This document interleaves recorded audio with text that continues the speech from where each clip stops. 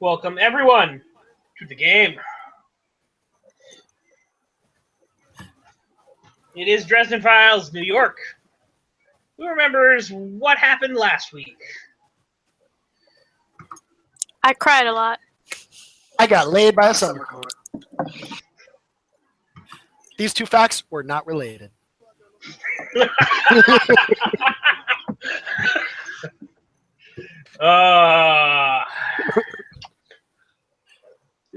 No, I want to make sure I heard that correctly. Did you say summer whore? Summer court. Okay. All right, Steph. She Steph seemed might like come quite a over nice there. girl. I would never disparage her character in any fashion. Steph might have to come over there and beat you senseless for calling Rose Petal a whore. I didn't. I said court. So, do you want to change one of your aspects to mate it with the summer chick? Maybe. I'll get back to you on that one. Because some of my aspects aren't great, so I might be open to that. And admittedly, smooth. Yeah, I think smooth operator, based on how it went. I've used that one repeatedly. Yeah, exactly. Like one leads to the other there. Yeah, that's what I meant. It's just smooth operator turned into mate it with the summer chick. Smooth operator is evolving. Dun dun dun dun dun dun. Oh yes. Dun, dun, Speaking of evolving aspects, Maddie, I did change your high concept to be more in line with the sort of hidden background that you had. Yep, I noticed. This does not mean that you are now currently a sorcerer, but it might mean that you could spend chips to be like, I want to cast a spell. I'm spending a fate chip to cast a single spell. As kind of a blah sort of thing. I can't use the Fey magic without that? You can totally use the Fey magic without that. But if you wanted to cast something that wasn't of summer... You might be able to reach a little deeper. Got it. Like, if say, during this thing, you wanted to throw around water magic, or ice magic, or earth magic, you would it would be acceptable for you to say, I'm spending a chip to tag this high concept to basically cast an earth spell. Because it's something that you're going to have to really focus on and really want and really do, not just, oh, I fire it off anytime I want. Because of that. Just like how Connor has his third-eyed Olympian God of Chaos. If he wants to use that, if he wants to use his power, he can tag that aspect. Of course, I might give him a compel against weakened power base to tell him no.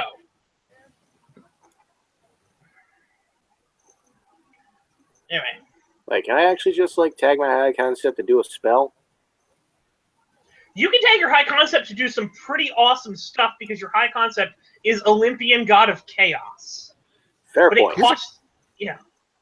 Can I tag my high concept to do weird autumn court shit? Yeah. I'd never thought of that. Huh. Yeah, I had thought about that, but I wasn't sure if it was legit. Admittedly, it's going to be on a case by case basis. Case by case basis. Yeah. Accepted. But I mean, the case by case basis is like, does it make the story more interesting and fun? It's probably going to be a yes. Does it completely solve the situation in a boring way that just makes everything less fun? Probably going to be a no. Sounds like sensible DM policy.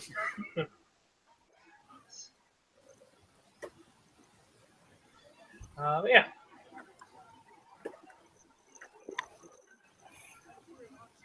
Admittedly, Eddie doesn't have to for Eddie, he doesn't have to spend a chip to speak to ghosts because he has a ghost speaking ability.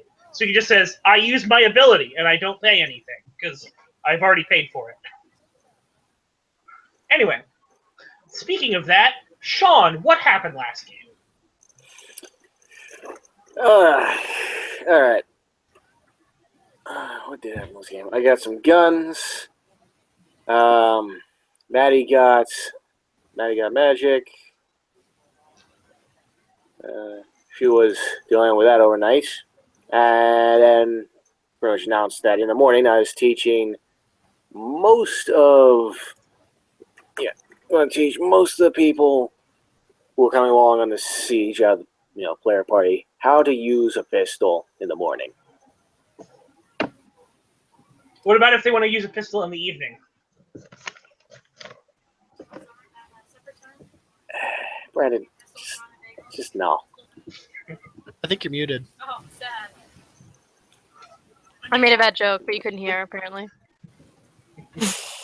What was a bad joke? You said, but what if they want to use pistols in the morning? And I said, pistols in the morning, pistols in the evening, pistols at supper time. When pistols are on a bagel, you can have pistols anytime. Oh, I thought the same thing! Yes! We both have a similar thought process. Hooray! It's terrifying. For 90s children, it's not that shocking. Yeah. And as Kitlin said, Maddie got magic because that's the most important thing she got last session. She got a thing too, a weird relationshipy thing of indeterminate nature. I think we know the nature. It's just. Oh shoot! I gotta take this call. Hold on. So, Sean. Yes. You've successfully taught most everyone how to use a pistol. All right. Cool. Everybody can use their minor significant milestone to get guns at 1. Yeah. All right. Everyone if you has don't have been any counter combat capability. You should definitely do that. Everyone has been granted a minor milestone. So I'm going to.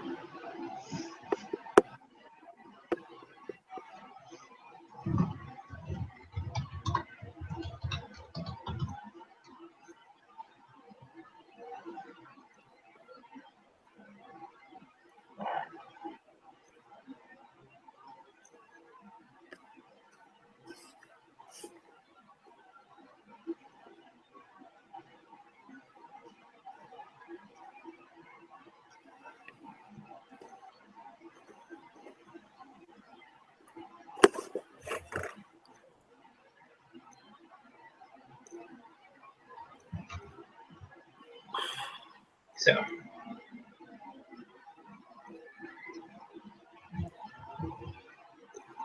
Everyone has a minor milestone. Because I can't. Oh, wait. Yeah. So you all have the minor milestone. So if you want to change one of your aspects, or change one of your stats around, or drop one of your low stats to pick up guns, please feel free to do that. Because admittedly, you can forego this lesson of guns to instead do something else. Like, say, maybe Parvis wants to put on his sheet somewhere that he now knows a dragon.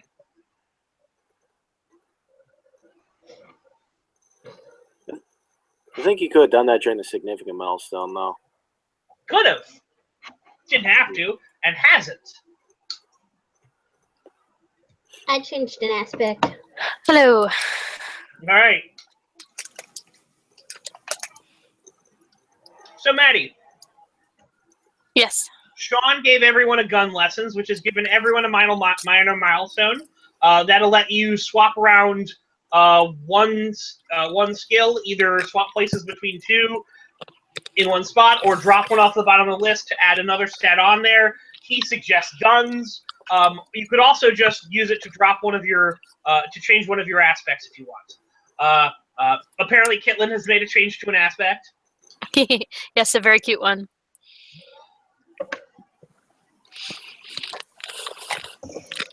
I liked it.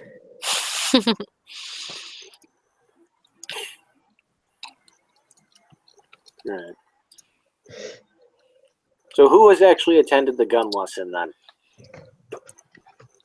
I would completely and utterly refuse. Vernon would probably show up. Is Vernon using the minor milestone to get a pointing guns? Maybe. I know. I feel like there was a social skill that I grossly overlooked that he really should have. That's probably the better use of it. It can wait until after we have stormed the castle and risked our lives in battle. So says the guy. You typically want something that'll let you fight better, like, say, a point and guns. I can always go like Super Saiyan Autumn and punch people. Probably not the best idea in the middle of autumn territory. Why not? Because I don't it's think I autumn can revoke territory. my super speed and super strength, can I? That's like setting yourself on fire in a volcano in order to better punch the lava.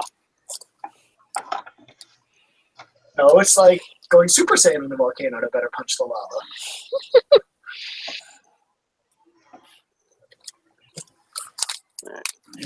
Okay. Tell me, what happens if you fire a water gun at a larger pool of water? Right, but I'm not firing Autumn at Autumn. I am using the Autumn power that I currently possess to make my muscles bigger and my body faster. So And then you're I'm using my using body Autumn. to beat the shit out of Autumn. So you're using Autumn to attack Autumn. This would be like, there's a water elemental, and I'm using a water-powered generator to generate heat and dry it up. Or better yet, your attack. All right, someone's throwing a bucket of water at a waterbender. Yeah, that's effectively what's happening here. That's the point that we're making. The source of power is the same, but the medium of attack is not. Yes, the problem is the source of power is what we're attacking. All right. So Sean and Ragnar, not Ragnar, Sean and Vernon. That would be a twist. Sean and Vernon have fallen into bickery over whether or not him being able to be Autumn and punch Autumn is a thing. Caitlin, are you going to gun lessons? What's Maddie doing? I'm refusing to go to gun lessons. Maddie is sharpening her sword. Here's your tip for not going to gun lessons. That's fine. Maddie's better with a sword than I could possibly make her with a gun. Also, she has magic, which is better than the gun anyways. I have magic. Arvis, are you going to gun lessons? Yes. I guess, because I have literally no way to defend myself. Wait, no, I have Fist 1 in Beast form. Yeah, I'm going to do a lot of damage as a rat. Yeah, I can't do any fucking damage. I actually should, just to be safe, but... You should do it just to be safe. It's just in character. He probably would, actually, like... Someone goes up to him and says, "Hey, you want to learn something fun?" He's like, "Okay." Yeah. He's not hard to lead around. So yeah, he'll go. So Sean has a gun lesson with Parvis and an argument with Vernon. So At the skipping same past. time, against all safety instructions. So then, will Vernon learn how to use a gun? Yes. Good. Very good. After the argument, he'll learn how to use a gun. Alright. There's a distinct chance I'm just going to go Super Saiyan Autumn and pistol whip them with the gun to make a point, but Super Saiyan Autumn, huh? I have transformed to gain strength and speed. Can you take on that much Fey power and not get burned by your own gun, though? I mean, I can't touch iron in general, I don't think, without being burned. So presumably I'm using guns made of some other material. Well, that's an issue because admittedly you can touch iron without being burned, but Changelings can? Yes. Oh. Because they're part mortal. They're not full Fey. Admittedly, No, but I thought it was still burning. iron weapons will still hurt you and cut you. You won't be able to heal fast. But admittedly, holding a weapon of iron in your hand is unsettling for you. But not all guns are made of steel or iron. I mean, these things, a lot of them are made of other metals. The ones that he got delivered, no metal at all. yeah, have metal in them, and they're. What would normally guns be made of? If anyone can tell me that it's not some kind of iron alloy, then Glocks are made entirely from plastic-like substance. I just googled what are handguns made of. Okay, frames are usually made of blue or plated steel, stainless steel, or lightweight alloys. Steel. Steel being an alloy of Iron. iron. It is. Cobalt, I think. Steel is an alloy of iron and carbon. The point aside being, in the Dresden files, it specifically states that steel counts as cold iron. It makes sense. So, really, the gun unnerves you, so you can, of course, agree. You can forego it and find some other weapon not made of iron. So I suppose the ultimate end result is Vernon goes to the gun lesson but does not take much away from it. Ultimately disdains the weapon. Yeah. And just makes a whole bunch of cracks about the fact that he's seen enough guns, during his nightly patrols, that this is all old hat to him. Yeah. He makes a lot of bravado about already knowing everything he needs to know while actually not knowing anything. Mm-hmm. Well, I'm mentioning this because I've put a chip on you because this is a complication coming up because of you being the estranged scion of the Court of Autumn. You can buy off that compel and possibly get more chips out of it, or you could just take this one chip. Either or.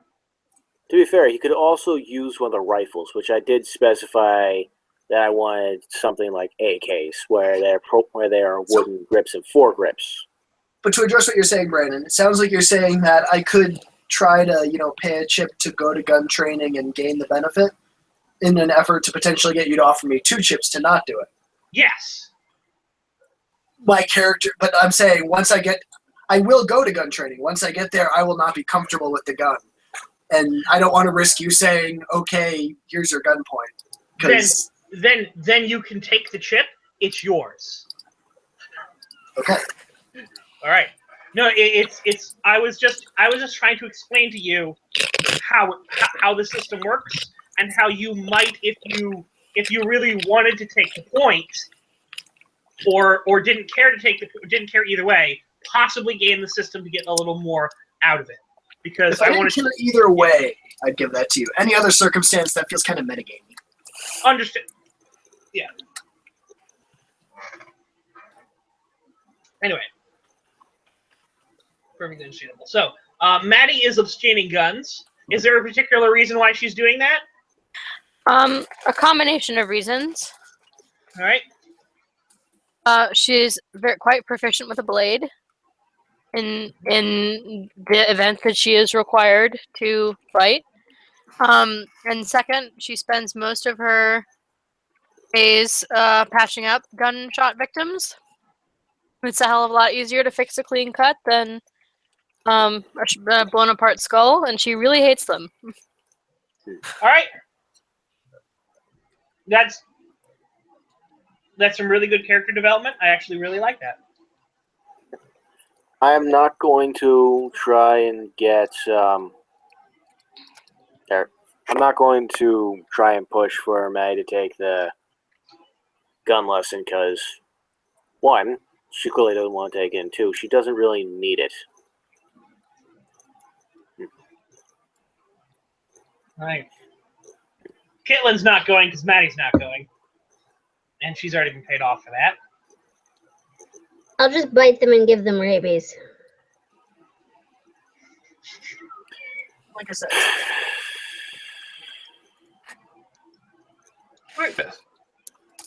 Best strategy. Rabies. The sun is up. It is day, I think, 3 since your daughter has been kidnapped. Oh. By the way, side question in relation to the argument we had earlier. If a changeling has a transformation, that transformation isn't something their respective Fae parent could take away from them, right? Like if Autumn decided I shouldn't be allowed to transform anymore, that's not a thing, is it? Look, powers that are innately in you, like your dad should not be able to do that unless he has some kind of bond because he's your dad.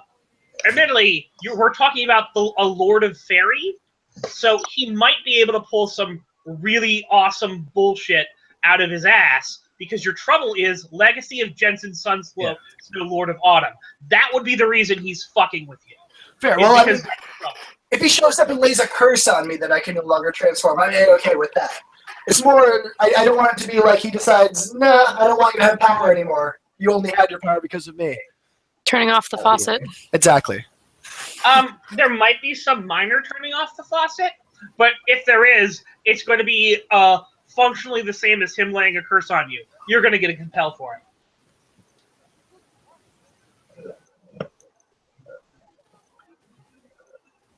And it would only last for that scene.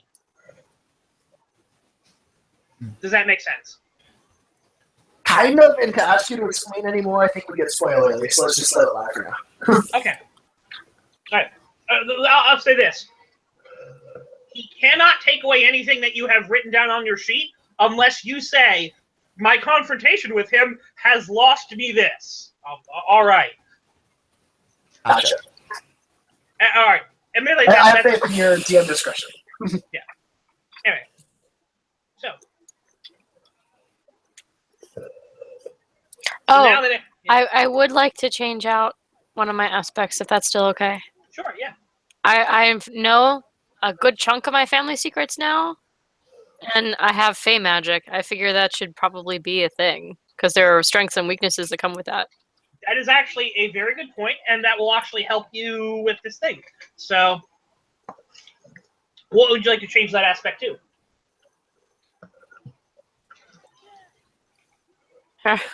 If this is good enough.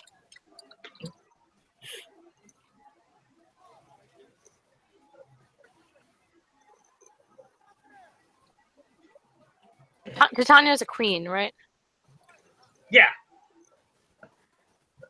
She is the queen.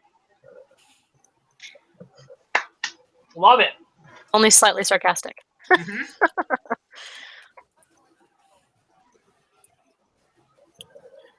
Right. So, Brandon. Yes. Part of my plan is to bring along all the guns and either do a small split up or first go for freeing Brian and his crew and arming them with the guns.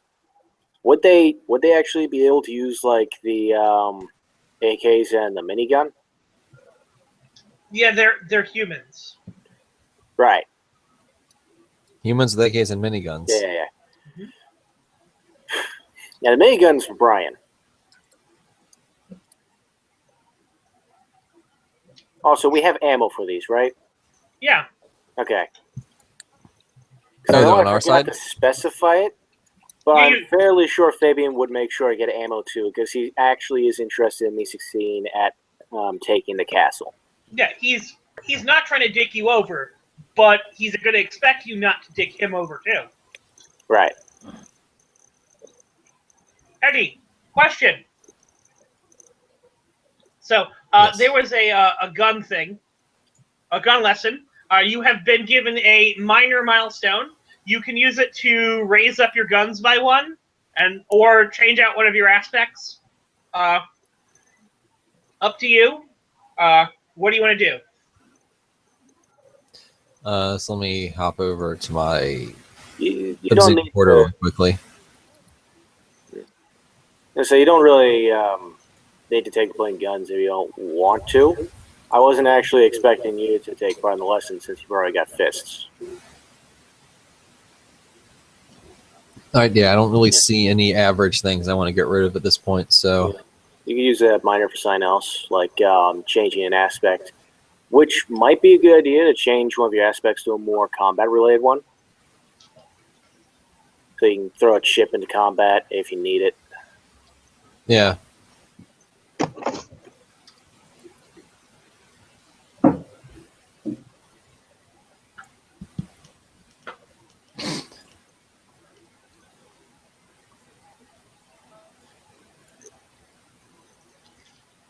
So I mean, I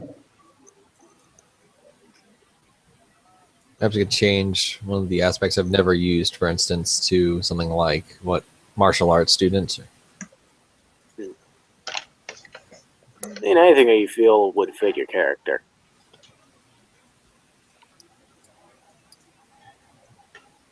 While he's doing that, Sean, also welcome, Travis. I'm so glad you could make it. Hey, me too. Wouldn't want to miss out on this. So, Sean, that's gone. You're kind of the leader here right now.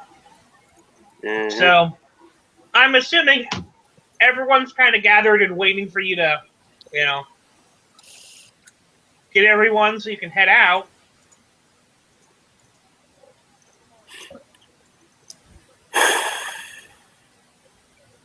All right.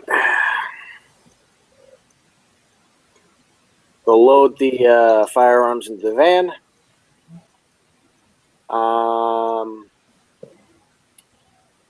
And I am actually going to need a favor from Summer Court, particularly like Rosebud, somebody that can do illusions. Yeah. So that I can get Rosebud to like make it appear like I haven't left the house, and they want another person to watch the kids.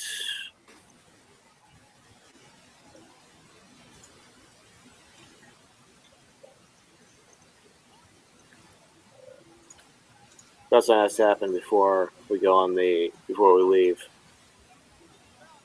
All right. Well, it's up to you. What are you choosing? What? You That's just want Rose Petal to watch the kids and glamour the house? no. I want Rose Petal to glamour the house. I need somebody else to watch the kids. Probably somebody from Fairy who knows what is going on. All right. So you're gonna call Rose Petal? No, I was thinking Rose Petal and somebody else, 2 people. Okay, but are you gonna call Rose Petal? Yeah. All right. Go call Rose Petal.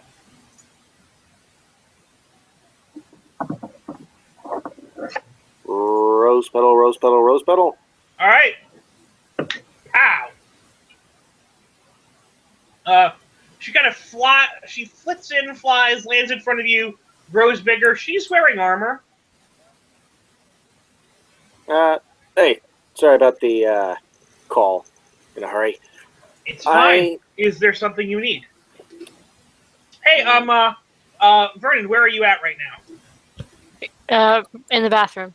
All right, he's out of the room. When he comes back, please inform him that as he walks back into the room, he sees his girlfriend. Okay. All right. His fairy girlfriend, not you. Hey, I'm not his girlfriend anymore. Okay, true. You're right. Right. What I need. Rose Petal's here.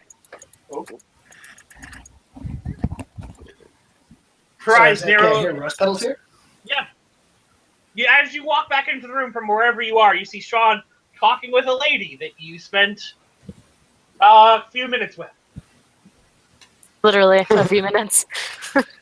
So I don't address it in any way, but I do, however, make it a point to be somewhere behind Sean where she cannot help but having in her field of view and pose insufferably. I tell Vernon to go wait in the car. I go, I have a couple of things I need to finish up first. And go finish them up and wait in the car. The adults are talking.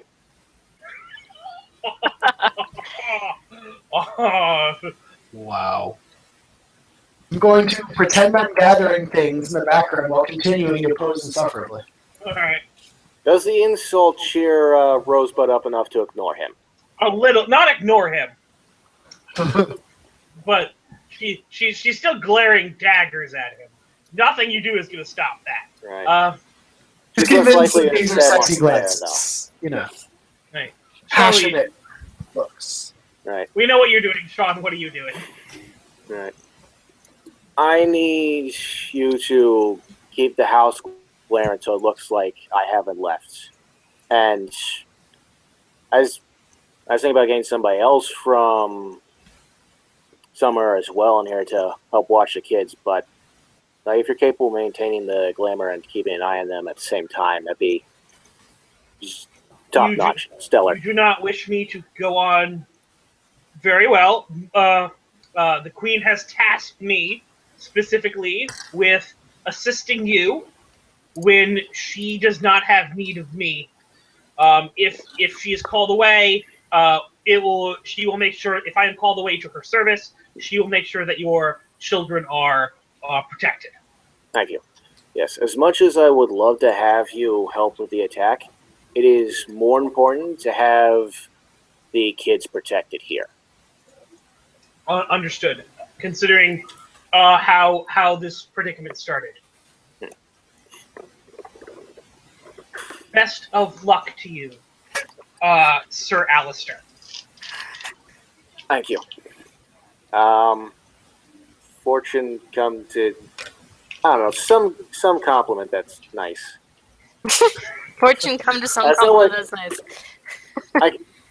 In character, I'm sure I say something good. Out of character, I can't think of anything. Admittedly, part of me likes Sean just saying that. She'd smile, she'd smirk. It goes, Fortune come to something that's nice. Kids, we're gonna play games. And who wants to order brownies? Oh, I thought fairies were into pizza. Rose Petal was actually raised to not be into pizza because that's drugs, and drugs are bad. Pizza is drugs. Fairies. Makes sense. Processed foods are drugs. Drunk on cheese. All right. Well, with that handled, And admittedly, Rose Petal on maple brownies was hilarious. yeah. Good times. Anyway, so she's there. She's gonna make brownies. I tell her where the maple syrup is. She smiles. She leans in and kisses you, and she's like, "Were you not taken, I would show you a night of passion that you would not believe." I'll show you what. I'm not a passion. You would not believe, right? And just kind of goes, huh? Yeah. Also mentioned, don't let the kids have more than one slice of the maple brownies. It's delicious and all, but you know how toddlers are on sugar. Very well. Okay, we're off.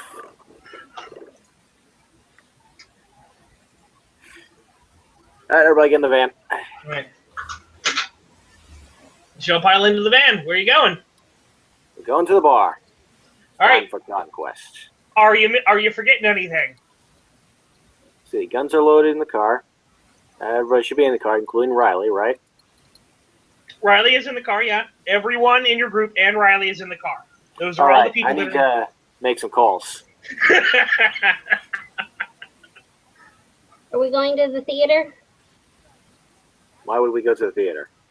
I'm supposed to go to the theater. But probably not with Riley. About to say, I think the theater can wait. So, time to make some calls. Call up Black Rose, tell her where to meet us, and at what time.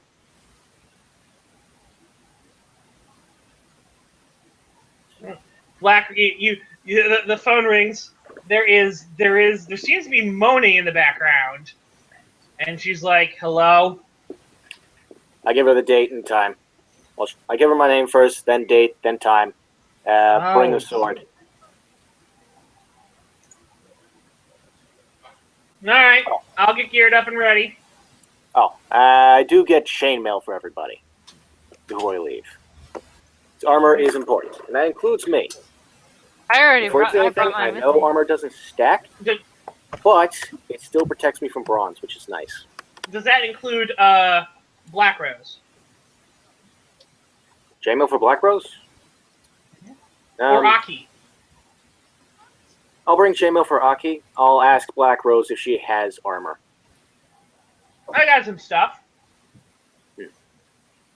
All right. Make sure you wear it, because swords, they hurt. The hell, they hurt when they're dull. These ones ain't gonna be dull. But yeah. My stuff isn't really geared towards swords, but all right. I'll bring some chainmail for you then. Very well.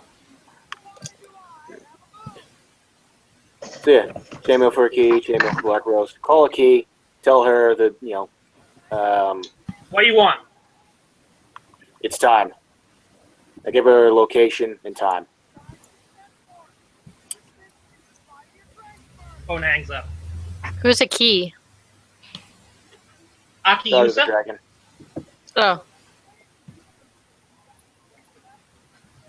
Do you have any chainmail that's smaller than this? How much smaller? About yay big. She uses something the size of a small dog. We don't have pets, so no. No dog armor? no child armor? No rat armor? Yeah, I haven't started teaching any of my kids actual combat yet. Mostly just safety stuff for the older two. So no kitty-sized armor. All right. So are you guys meeting up outside the bar or at another place and heading to the bar? That is an important question. We are meeting up at another place and then heading to the bar. All right.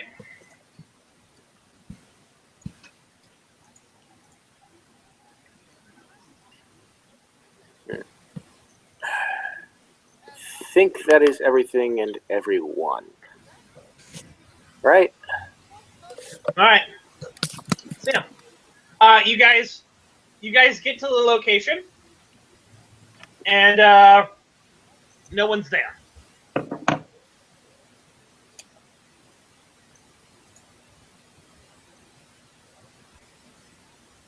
Is it the time that I specified? It's close to the time you specified. I'll get out of the van and wait until the time that I specified. All right. Time comes, no one's there. Admittedly, how long did you give them? I should ask. I'll say 30 minutes. 30 minutes? Yeah, no one's there.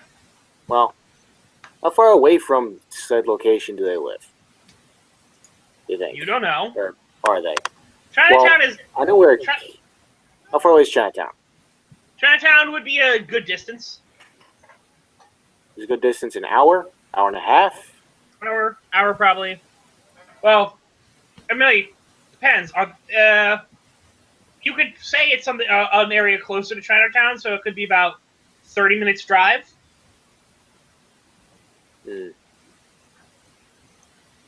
And where did I meet Black Rose the first time? When we actually had the discussion. A weird, way far away. You are fairly certain that won't do you anything. But admittedly, if she's coming from the theater, it's 45 minutes. All right. Well, actually, it'd be 15 minutes from the theater.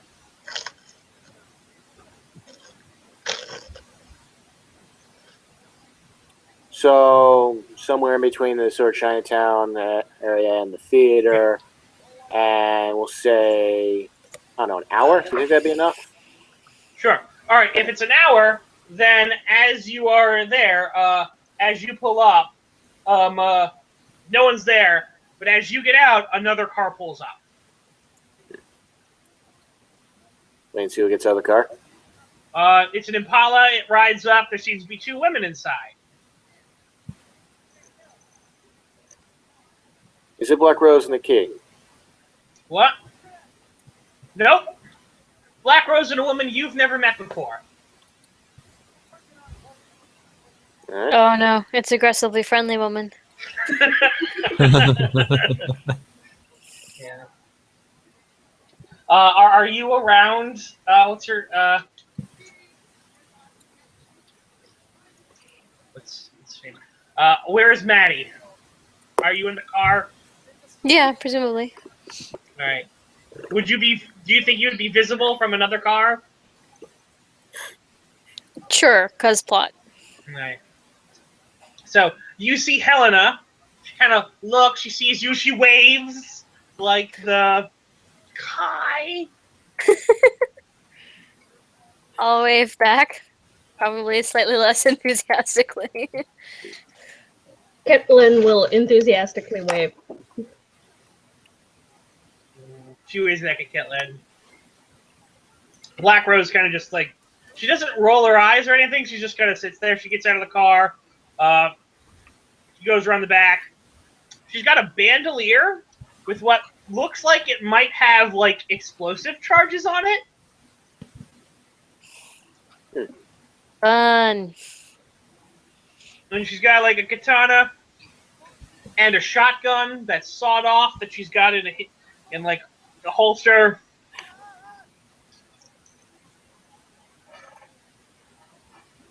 Has she given me a name to call her? No. No?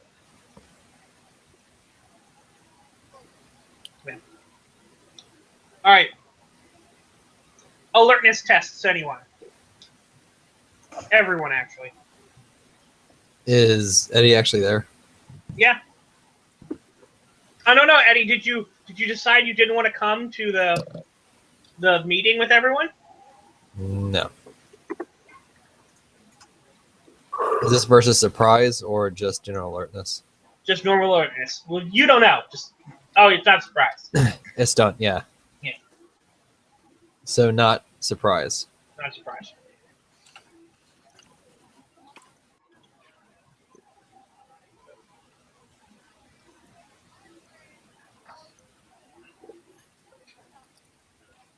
All right.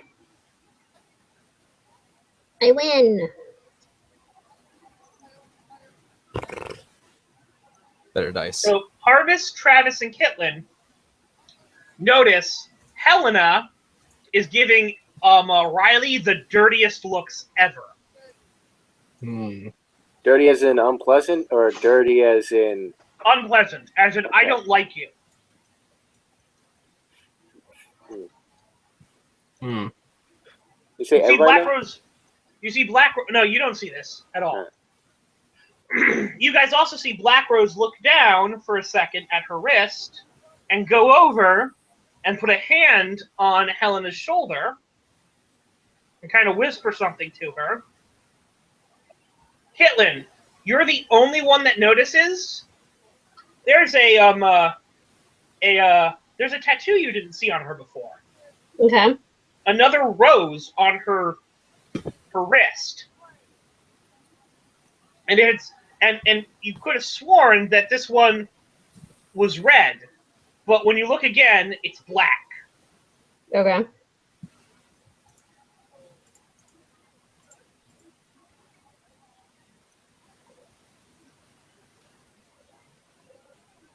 Right. Helena kisses Black Rose, and then Helena drives away.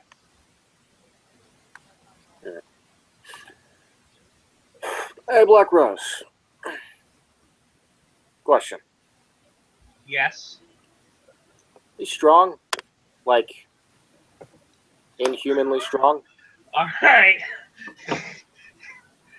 I need you to roll me athletics. Specifically him? Just specifically him. Okay.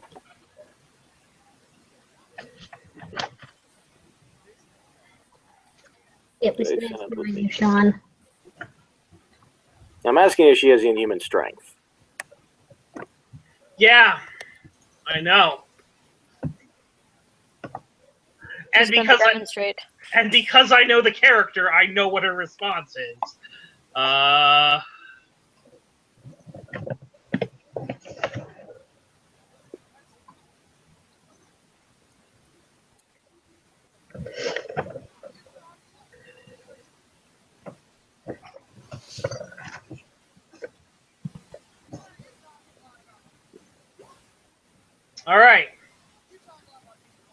So.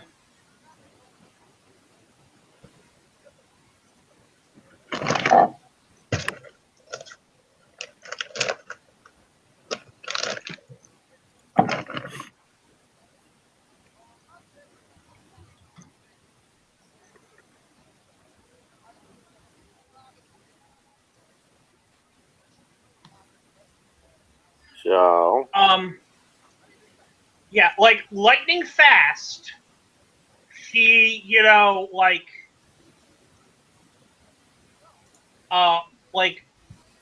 like throws a punch, and you're just only able to get dodge away. It feel you aren't know about it, and she's like, she kind of eyes you, and she goes, "Good reflexes." I have too much experience. Uh-huh.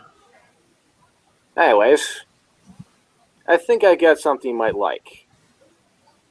And I'm going to pop open the trunk and a box of guns and show her one of the 2 miniguns.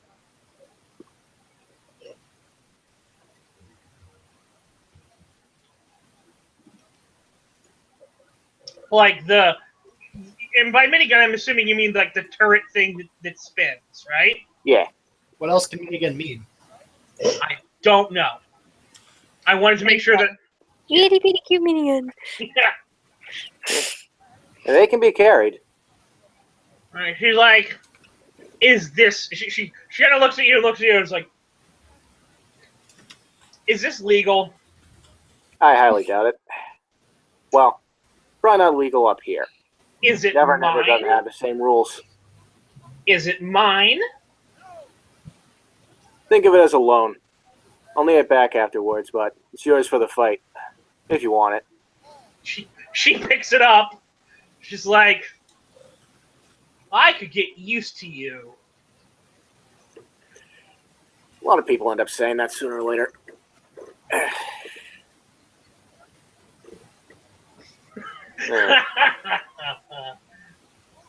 Oh, and here's your chainmail. Alright. She puts everything off, reconfigures in the chainmail, now with the chain gun.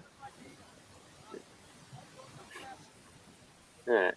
She pops off one of the two of her grenades and hands them to you. That's alright. I'm not very good with explosives. Yeah. You don't need more than I will. She puts them in your hand and goes, "Take them. You never know when you're going to need them."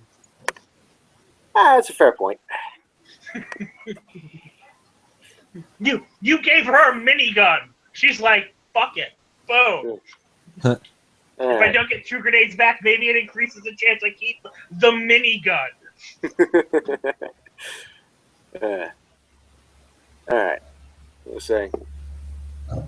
Alright, Well, that it one's is- yours to use during a fight, though might want to keep it in the van for now, because we still gotta drive a ways. And we're waiting alertness for one again. more person to show up. Alertness again, Eddie. This time I will grant you a bonus to surprise. Okay. Holy crap. Paranoid, Holy probably. crap. 6s all around, except for me. Of course. Eddie and Itlin, you think you see a samurai standing at the end of the block, and it's walking towards you.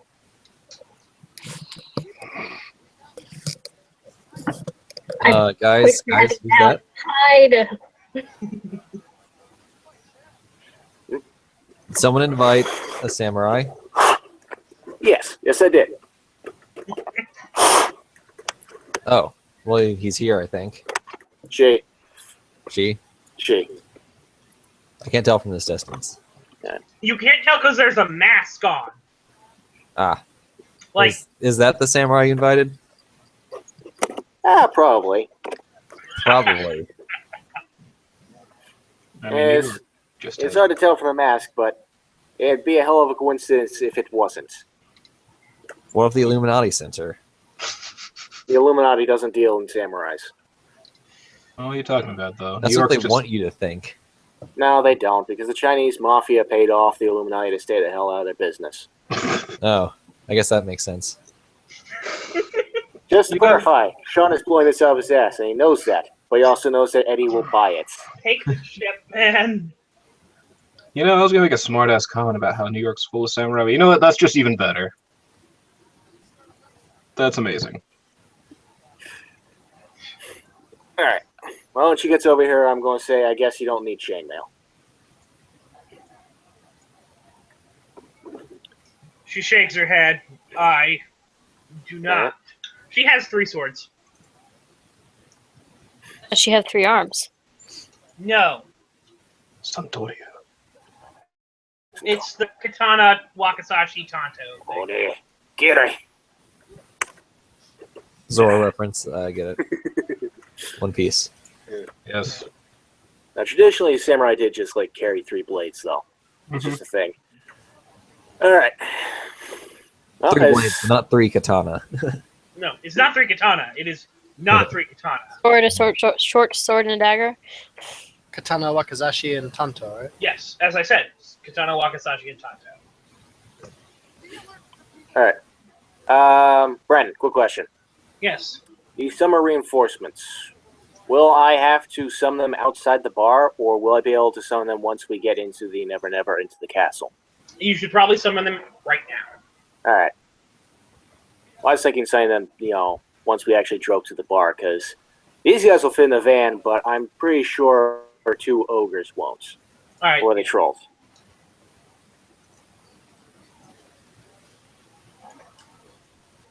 We could Everybody's going to pile into the van. city block away, I guess.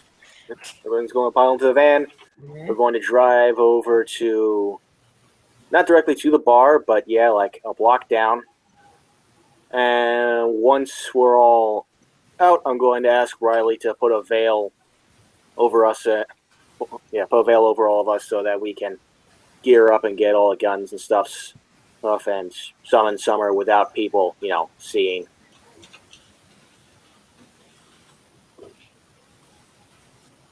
Or Kidlin if she thinks she's up to it. Sure. Or, you know, me.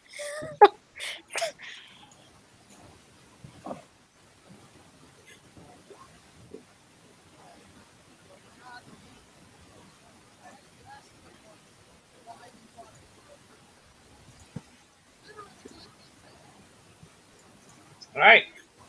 So yeah, you guys ride up. You get to the bar. Well, not quite to the bar. Right up Yes. close, get out, load up, veils up, summon Summer, reinforcements, and we go to the bar. All right. Summer reinforcements show up.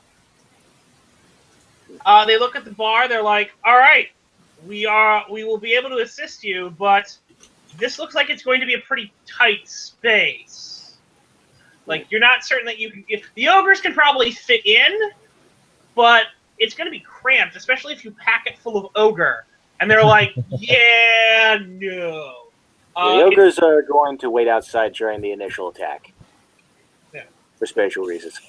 Also, once everybody who's using a gun has gotten their gun, I'm going to close the case that the weapon's being held in and give it to one of the ogres to carry. I'm going to tell him, you are coming with me and whoever else I decided to bring with me, and we are going to free the knights. Those are for him and his crew. I'm going to assume that you put them in a wooden chest. I was thinking wooden or some sort of polymer. Like Either some way, kind something non-iron. Something he can carry safely. I mean, like, Aluminum? the ogre kind of puts his thing up there. I mean, like, to you, you can kind of see what their glamour looks like. The ogres kind of they look like big, beefy construction workers right now. And so he puts it up there, and he puts up the box on his shoulder, and it looks like he's got like a bag of cement on his shoulder. Like, and he's in like a work uniform, like in a construction hard hat, you know. So it kind of looks like they're a work crew around in this area about to start doing something. Excellent. We're gonna hold out here, make sure that no one else comes. It's like we're gonna hold here, make sure no one else comes in.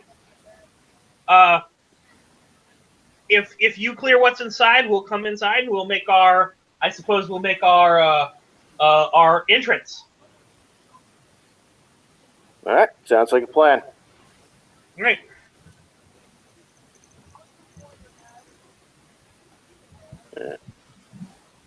I'm going to tell Black Rose that we should probably deal with the people in the bar using melee and not the minigun, because while miniguns and fun are all, police are not. Huh. You give me awesome toys and then tell me I can't use them. Oh no, I you'll like get to you use guys. it. Oh, you'll get to use it. Welcome to Just Dresden. gotta wait till you're in the. You just gotta wait till we're in the castle, where Sorry. the authorities won't hear it. Trust me, toys are much more fun when you have to wait to use them.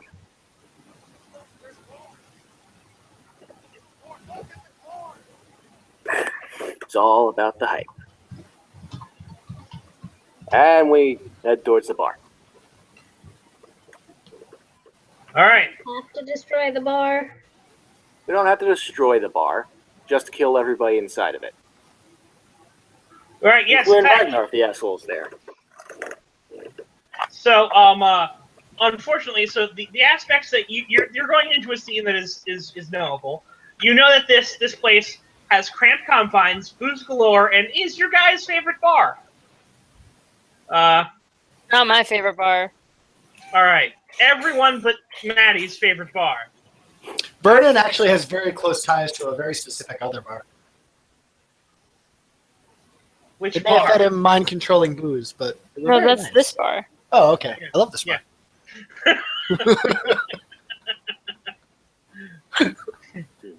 As I said, you're going to assault your favorite bar. Yep. We are going to assault the bar and take it for our own. And get all the delicious. Not only will it be our favorite bar, but it will be our favorite bar. Yep. And the beer too, right? Oh, how do we know that beer isn't tainted? It's delicious. I'm sure we can clean it. That's, My stomach I'll will clean it. pass. I'll pass. More for me. We can sterilize the beer after we clean out the filth. All right. Alright. So, Strike Force. Me, Eddie, Kidlin, Madeline, Black Rose, what was it? Etzel? What's the samurai's name? Aki, Never you remember said. these things. Aki. Aki. I thought she was the person that works for the dragon. Not the I'm assuming the samurai. first half is fire. What's the second half? What? Unless the samurai and that chick are the same person. Oh, I meant the name. Like Aki is Japanese for fire. What's the second half? Randomly generated. Oh.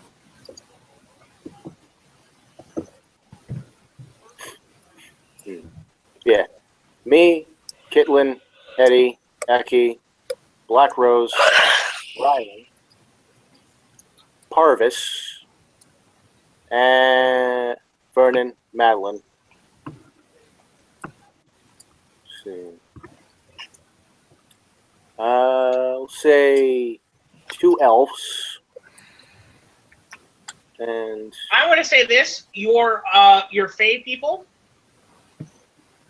are going to say if they breach the Fae people are holding the outside to make sure no one else comes in. all right, so they are all together doing that. Yeah. All right. So then the party plus Aki and Black Rose. Yeah. Actually, I'm going to ask Riley if she can put a veil over the bar that'll dampen sound. Sure. Riley is also going to stay outside then, Right. and make sure that no one notices you with like a fight going on inside of this bar in the middle of the day. Right. I'm going to say, Black Bros, never mind. Get the minigun. She's going to look at you and go, I'm good, honey. I'm not that good. Seriously. Ah. Riley's not going to be able to dampen that much noise. No. Well, all right then. she's going to dampen the noise of a bar brawl. A bar brawl plus a minigun. You know. Right. Which sounds more or less like a jackhammer. Right. Yeah. It's like Parv is going to be using a handgun. See, I thought jackhammers were slower. Like, I thought a minigun was supposed to be like the sound of a It's piece just of paper similar being ripped times word. 1,000. It's just the similar whir and thunk sounds, just much faster. And the same sort of level of noise. They are quite loud because it's just a lot more of it. All right. So, are you all heading into the bar? Yep. Sure. Okay. Is that what you've become? You look so happy. My So dog. I'm guess. All right. So, honey, Yep. are oh, you don't control it. I want to shift. Are you gonna spend his fate points? Yes. All right. All right, because you are Katsunikin. I will let you spend it, and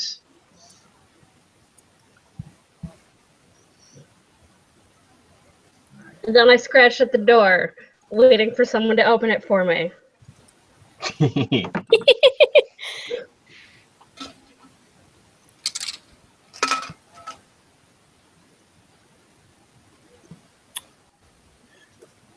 Right then. Open the door and go in. I burst in. Oh. And started Everybody walking has chainmail armor except for Kitlin, and I believe that who is provides Fox? 1 armor against all damage. Vernon's Right. going to forgo it as well. If he's not comfortable holding a gun, he's certainly not comfortable wearing a chain shirt.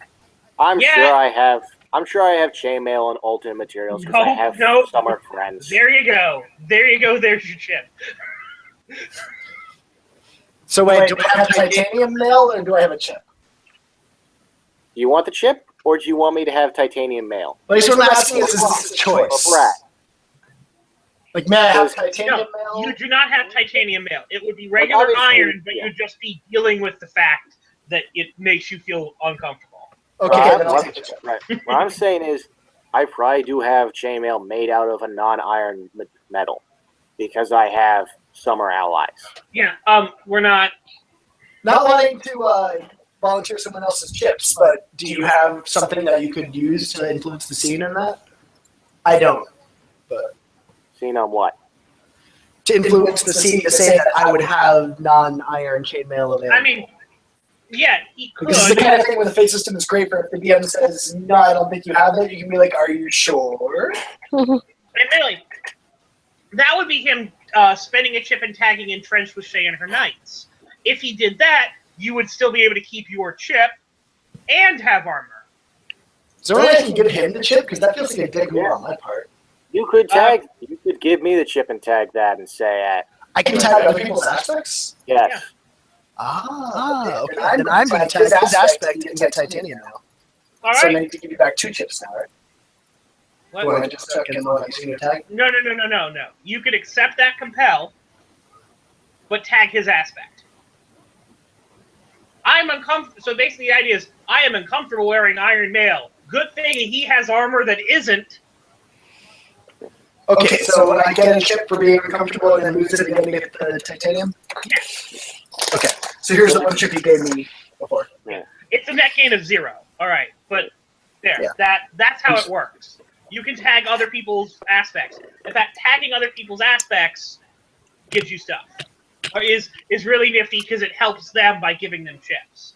Yeah. So do I get the chip? I think. Yeah, you would get the chip, but you'd immediately spend it unless you want to leave him without armor. Ah. So if I kept it, it'd essentially be the effect of he's uncomfortable in the iron chainmail. Good thing I have titanium. Too bad I'm not giving it to him. Yeah. Yeah, you have to explain that last link in the chain. Right. Maybe you don't have to, but Vernon would want you to.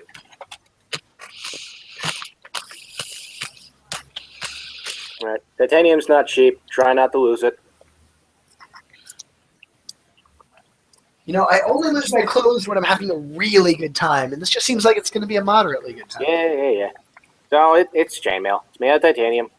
It glitters like mithril. All right. Ooh, shiny. So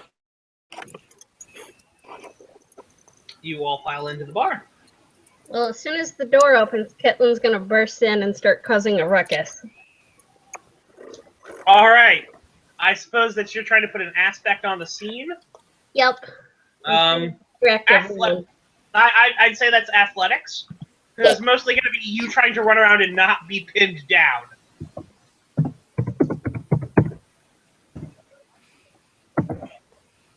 You Would can my always tag crazy like a fox. size add to that? What?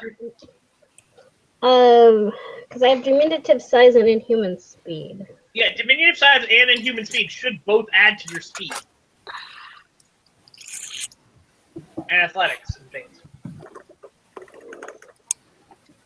Mm-hmm.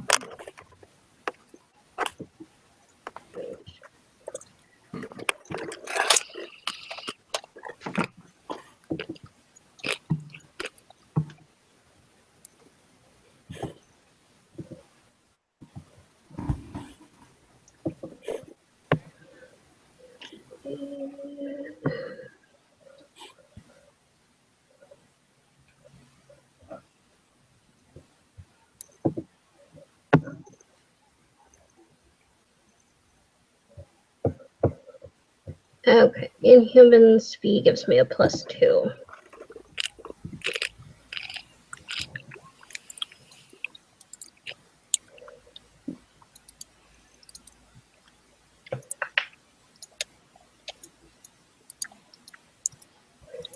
It's only a 7. All right.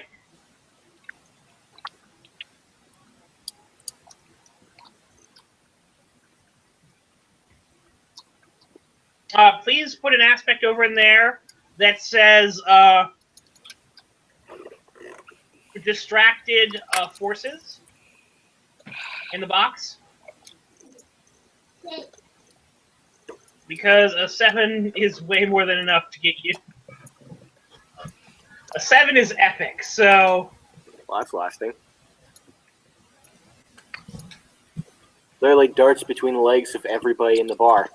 Oh no, she has more, she like starts knocking things over and like preoccupies people.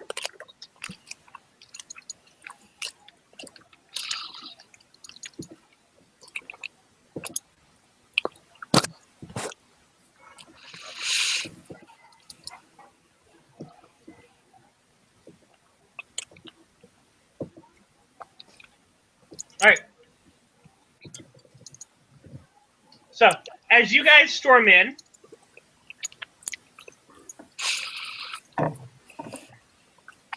you funnel into the first area.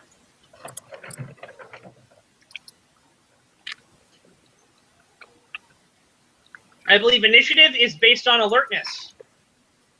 I believe you are correct. That does sound right. So first things first, we're going to do this properly this time.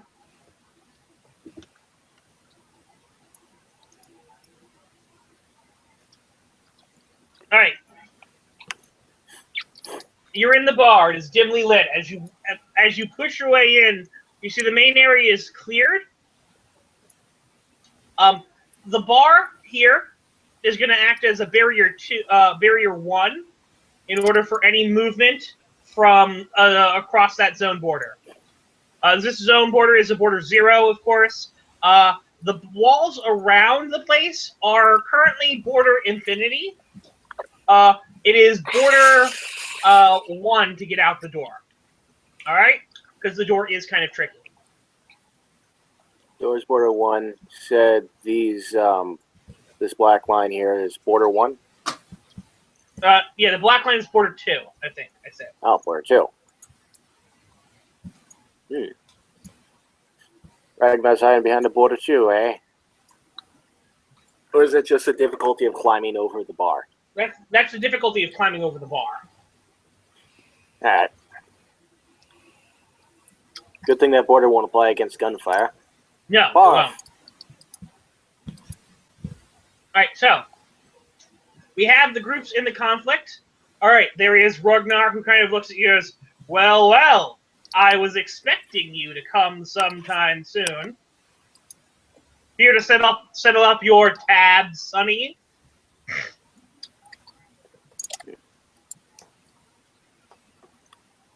See, I'm debating whether or not I want to do a counter speech or just, kill something. Is there a need for formality here? I mean, you could. Up to you. Do you want it to? Do you? This is Ragnar. Do you want to say something before the fight starts, or do you want to just go get it?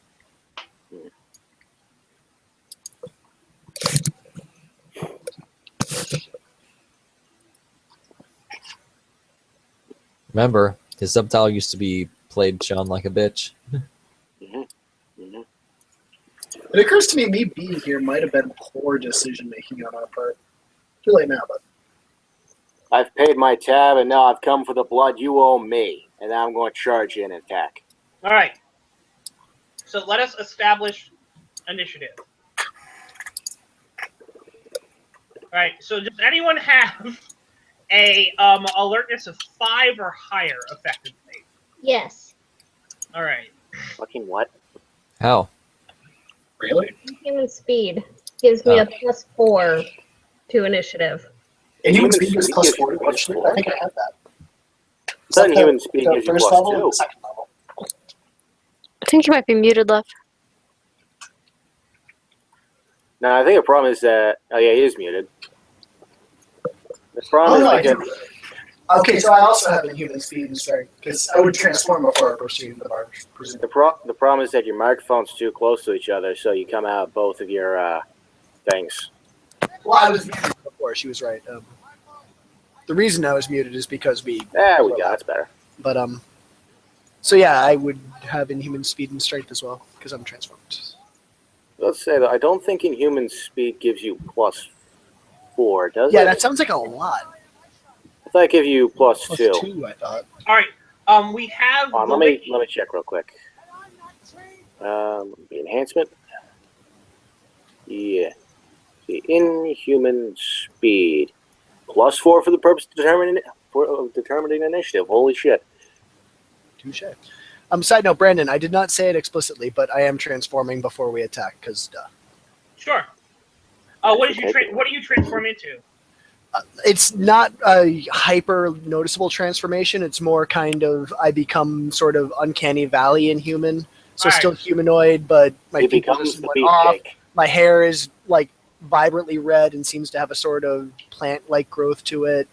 There's a general air of the sort of gentle decay that you associate with autumn, so that not like, rancid, nasty decay, but that light sort of, there was just a rainstorm and there's a lot of leaves dying around me. Mm-hmm. A soft chill and a feeling of moving on. And his eyes glow a little bit. He's clearly not a normal human anymore. But. All right. I really like that description. That's really cool. Thank you. All right. It's been. All It's right. good.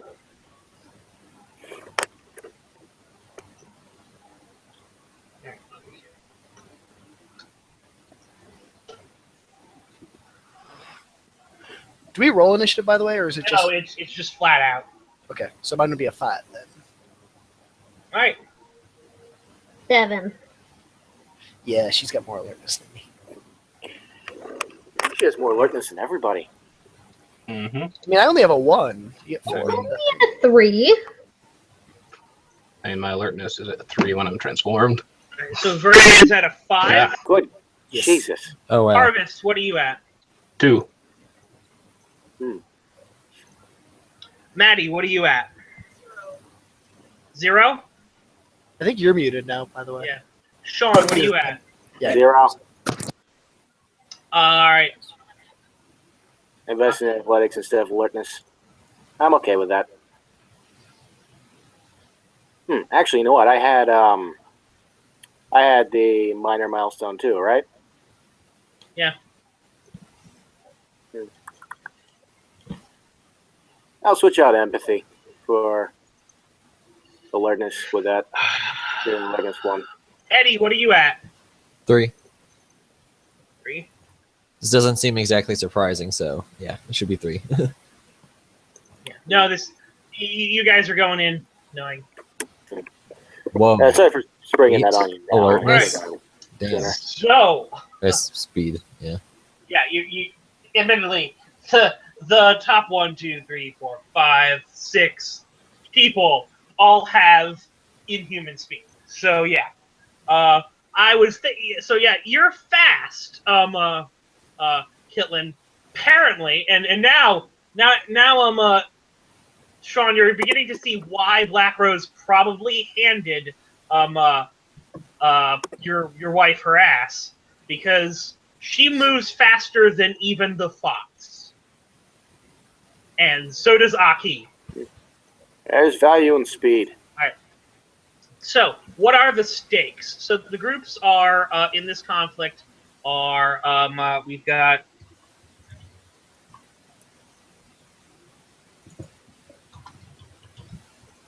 Rugnar and the Knights.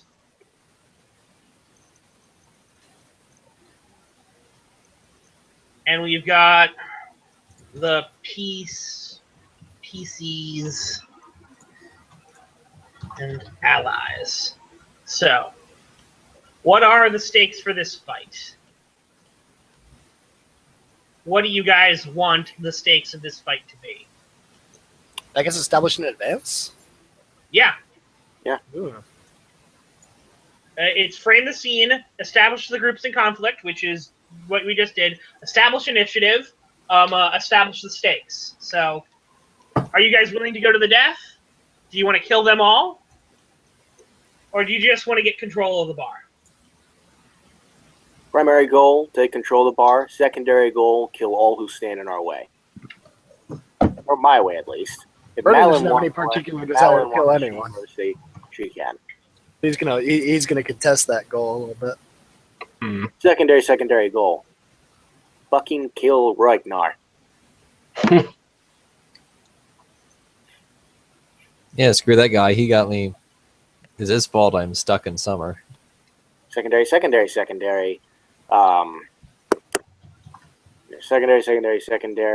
goal. Make sure that Ragnar does not live long enough to see us take his bar. Why?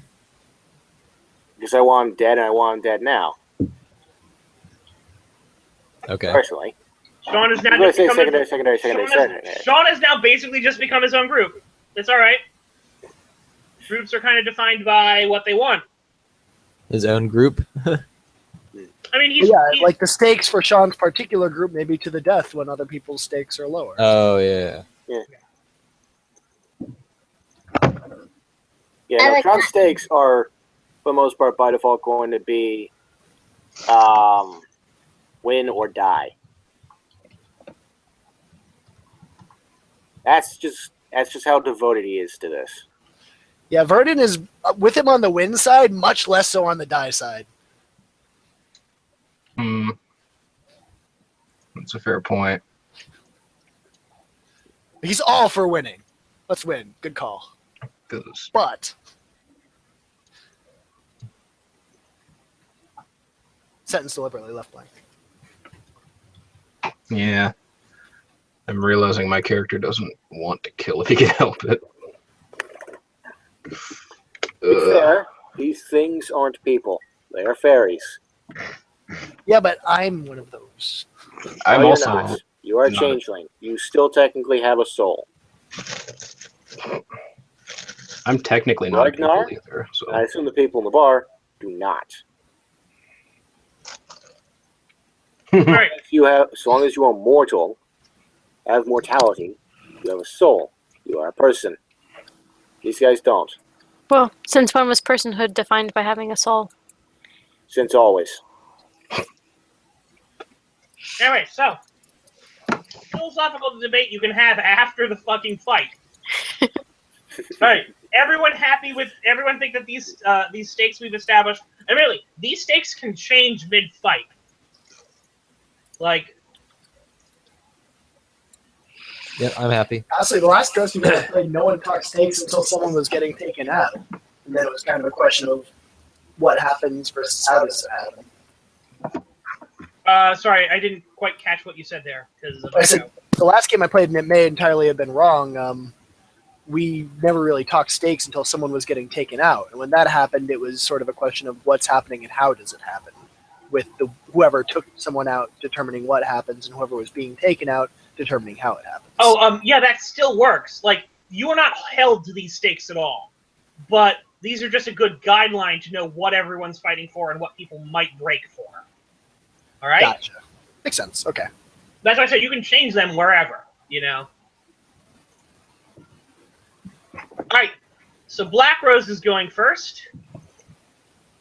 She is going to, she's going to attack behind the bar, jumping over it as a supplemental action.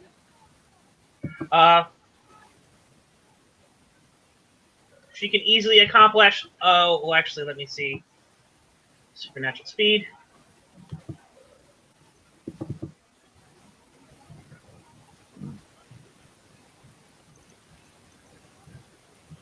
All right, because she has supernatural speed, she does not gain what's it called? Lose a point of action. She is. Oh no! I closed the window. Stats on it.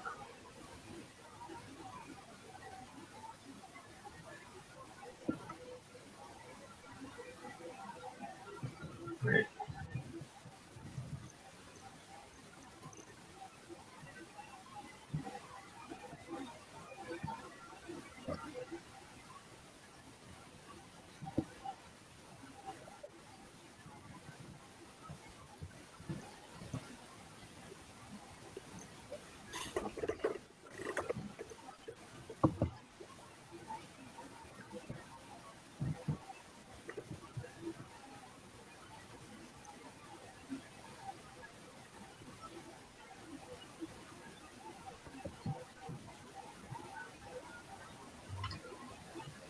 All right. She swings at one of the men who seems to be in armor and wearing having swords in hand, and he kind of jumps out of the way, or he parries her attack. Aki goes here.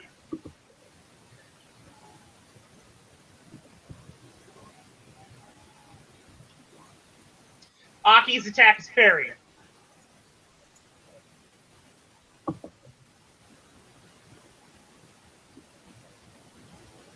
Then it's Ragnar. Ragnar stays there for the moment. Kind of funny, the two that want to get out alive charge first. Yeah, striking first is a good way to get out alive. Yep. But usually Steph, soldiers on the front line die first. Steph, it's your turn. Yeah, it isn't a full-scale battle. They don't have backup archers or units behind them. Sorry, Or who's get sent alive. You kill them before they kill you. Steph, That guy. you're gonna what? Munch on him. Munch on him? Yep. All right. Alright, so it's just my fist attack, but since I have claws, it has a weapon rating. All right. It's weapon 2. He's able to step out of the way very easily. Yep.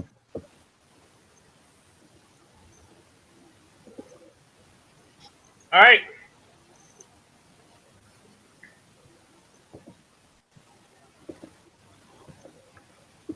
So, Aki is going to roll the defense. So 7.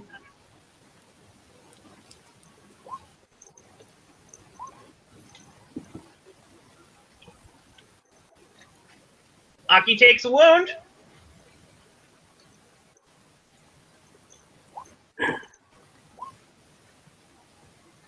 Oh.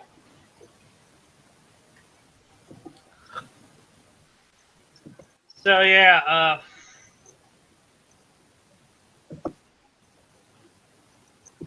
all right, both of your allies take wounds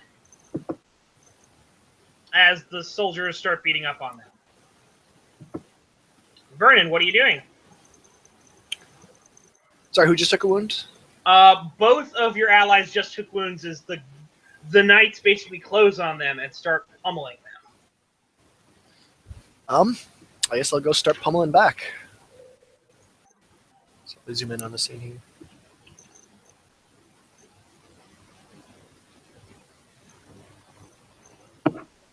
Does any particular side look more pummeled than the other?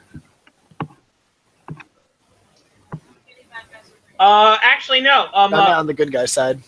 Oh, on the good guy's side, yes. Black Rose looked like she took way bigger of a hit.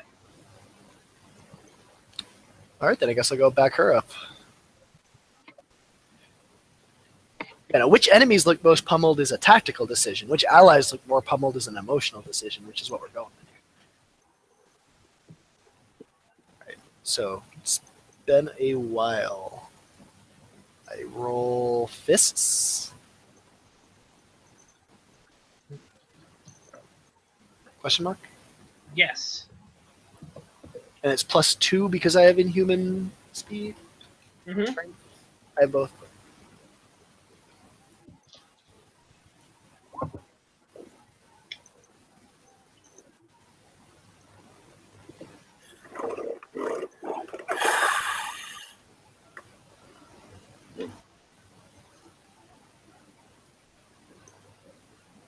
Does someone have a cheat sheet for inhuman strength and speed, by the way? So I really don't want to open up the whole rulebook just to look at them. Yeah. Give me a second. Hold on. So just inhuman strength. Strength and speed. All right. Inhuman strength. Let's see.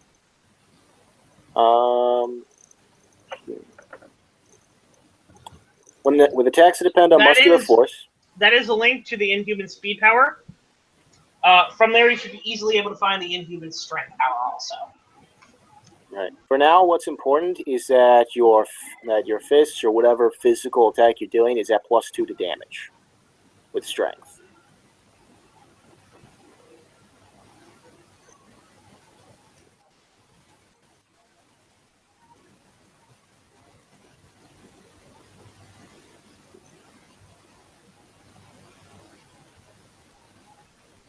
Okay, so it doesn't give anything to hit. So reduce my attack by 2 then. It's a flat 0. All right. Unfortunately, they well. You roll a flat 0? Yeah, I have no actual combat skills. I can become very strong and fast when I transform, and I'm quite the smooth talker, but not actually versed in fighting. Who knew? This is why I gave you the gun. I didn't like the gun. If you'd mentioned that you could do this transformation, I would have taught you how to punch shit. Or use a I sword. didn't say it taught Even me how to better. punch it. I said it made me punch shit harder. Yeah, See, look what happens right there. Right there. All right. Fuck That's logic. something. Fuck rules. I hit. Well, you did say you have inhuman strength, right? I do. Because that does have hammer blows, which... Yeah, +2 to the damage. I said, Exact damage is if you try and use your might to modify the fist attacks and bring it out, it would give you +1.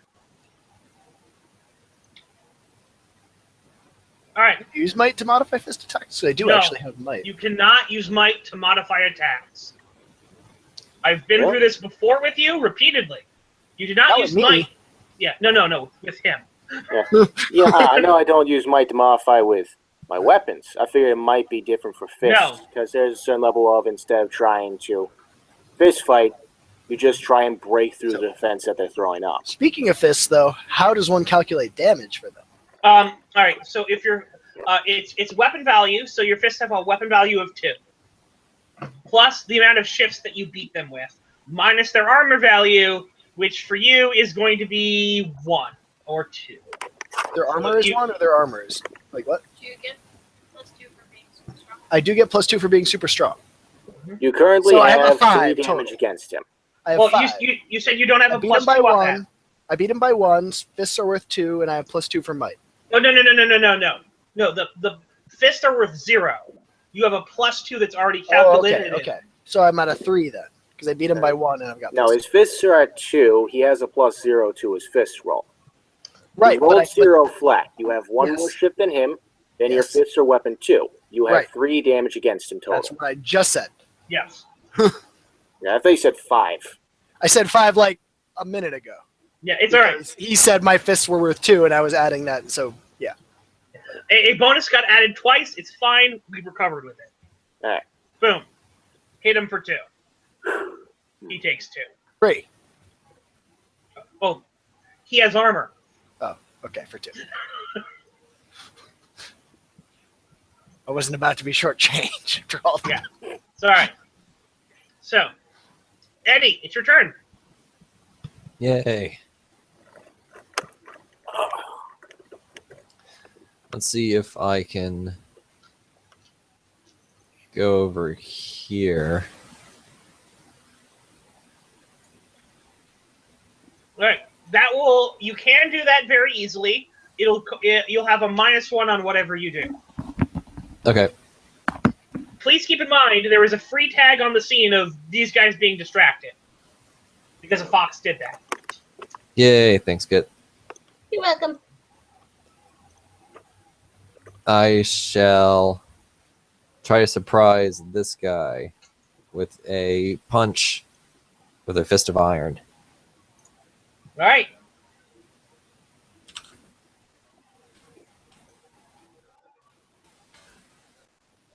Okay. So here is where I can tag the aspect distracted.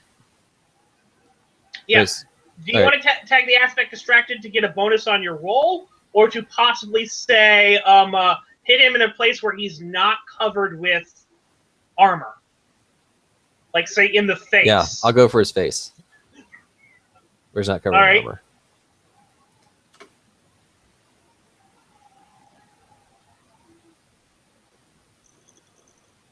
That is my fists.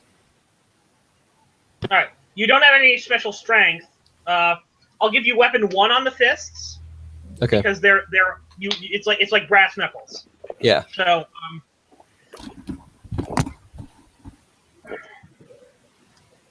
you're going to totally bypass his armor.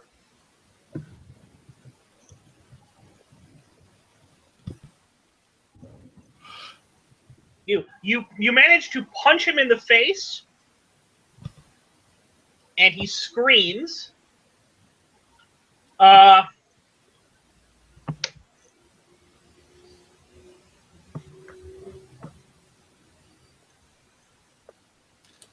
you do so, his face starts turning red and blistered. He's going to take a condition to reduce that down to only 1 stress. Okay. Because you would do 3 stress total with that because of your weapon 1 against an armor of 0 because you tagged an aspect to get past his armor and strike him in the flesh. And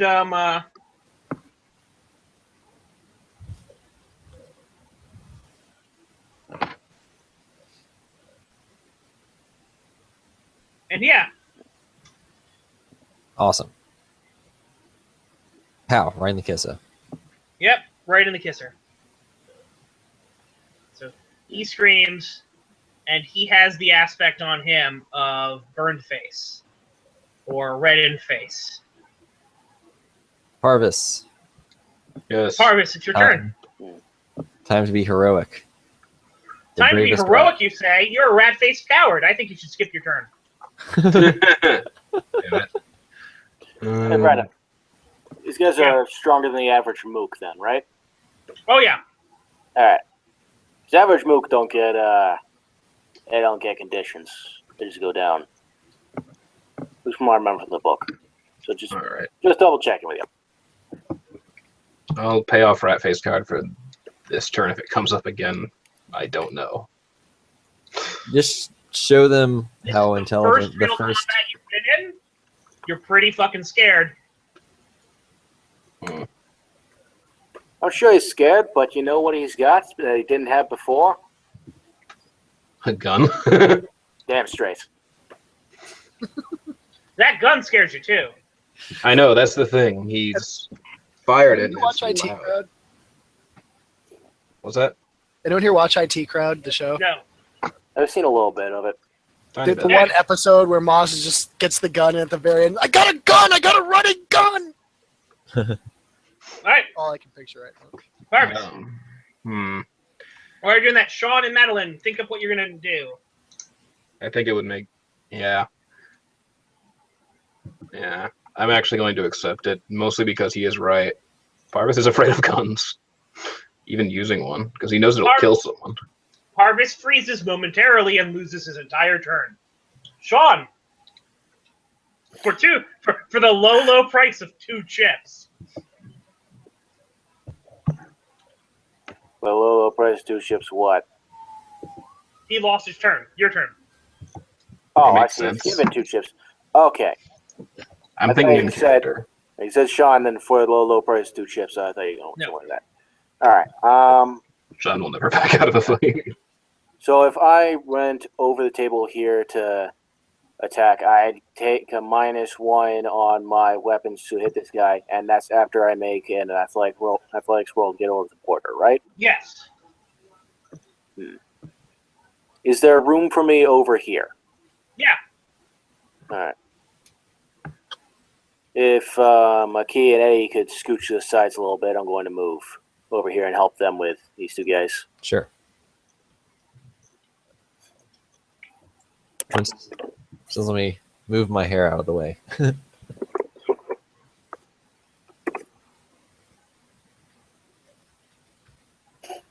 All right. And has this guy been hurt? Nope. This guy's been hurt a little bit already. Yeah. I'm going to hit this guy. It's slicey dicey time. All right. What is... Yeah, it's been a little while.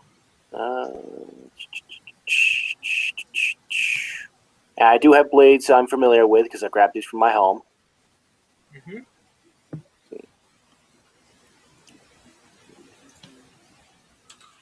2 swords. It's all good. Always good. All right, so I'm currently rolling weapons +5. Mm-hmm.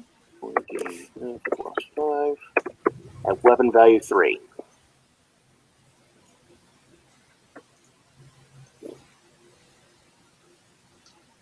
Bisected.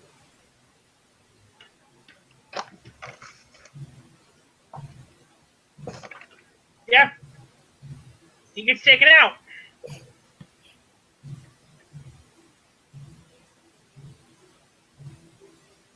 Boop.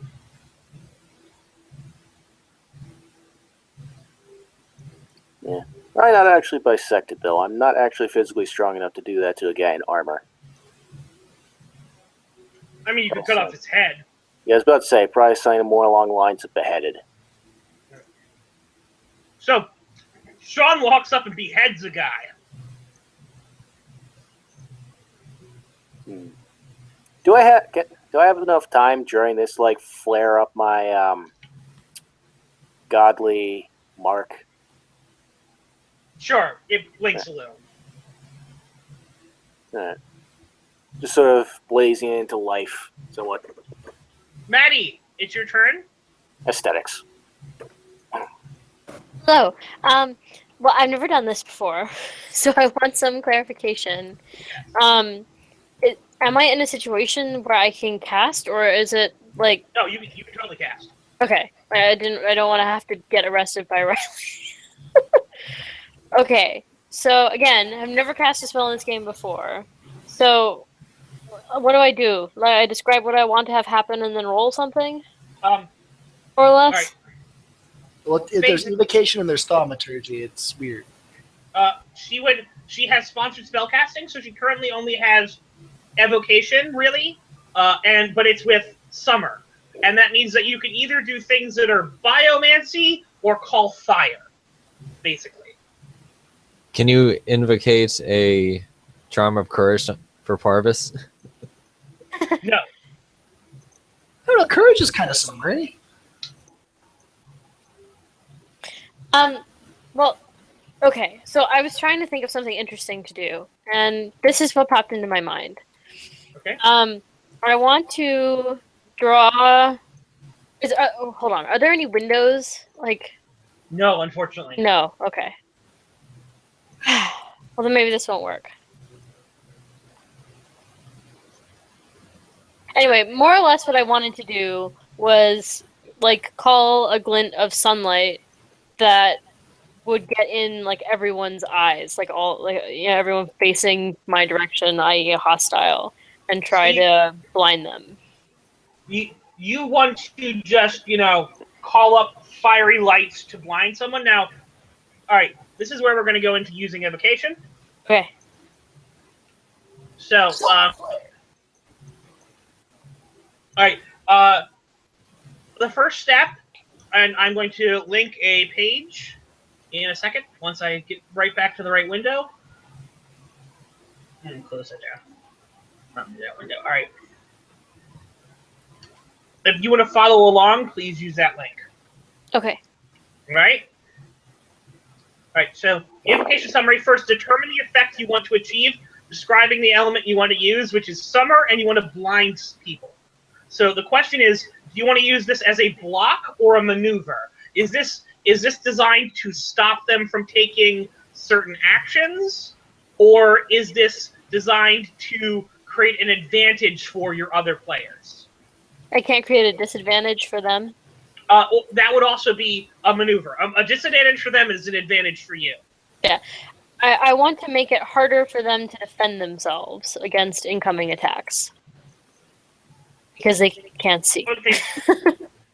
All right. So again, what you're saying at you harder is, do you want to prevent them from being able to defend themselves, which would be a block, or do you want to give your friends a bonus to attacking them by weakening their defense, which would be a maneuver? It would seem to me that a block would be harder to achieve because its effects are so much greater. Is that the case?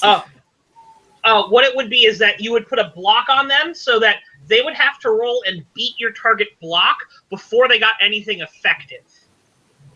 Okay. So And the other one's just a blanket bonus to my. Yeah, it's a single use +2 that other people could then spend chips on to get further +2s on their attacks. Okay, but they get the first +2 without a chip, right? Yeah, one person gets 1 +2 without paying a chip because you established an aspect. But does that only go for one target? No, you can do both of these things between all targets in one zone. Okay, so if I do the maneuver, which just increases everyone else's ability to hit, then for each target, the first attack on them is for free. Admittedly, what you would be more doing is putting an aspect on the zone, so everyone in that zone would be affected. So it's possible it could affect your allies also. But the reason I wanted to do this in particular, with the light show thing, is because all of my allies are looking at the back of the bar, and all of the enemies are looking forward. That's actually a really good call. If you put the light behind us. I It's completely like having understand. the sun in your eyes in the battlefield in the wrong direction, you know? I can understand that. And that might be something where other people can try to make declarations and roll certain things to avoid getting negative effects if they would possibly get negative effects. But mechanically, that would be a block then. Okay, well, I'll do, I guess, a block then. All right. All right, and now it has to be focused on particularly on one zone. So which zone are you trying to get into their eyes? I don't actually understand what a zone means in this Do context. you notice the boxes? This is a zone. You're in a zone with Parvis. Aki, Sean, Eddie, and 2 living people, and 1 dead person are in a zone. And then behind the bar is another zone where Black Rose, the Fox, and Vernon are, along with 2 alive people and Ragnar. Yeah, Basically, all movement In is all- via zones. So if you're moving from one zone to another zone. If you're influencing something, it's either within your zone or it's a weird range thing that can influence an adjacent zone. okay. I want to influence the group behind the bar because Alright. one of them is critically injured. All right. I was about to say, in all honesty, you'd probably be best off targeting this zone behind the bar because they are currently at the greatest disadvantage. Okay. Our guys over there. We're winning over here. So now we determine the amount of shifts of power. You, what is your conviction at?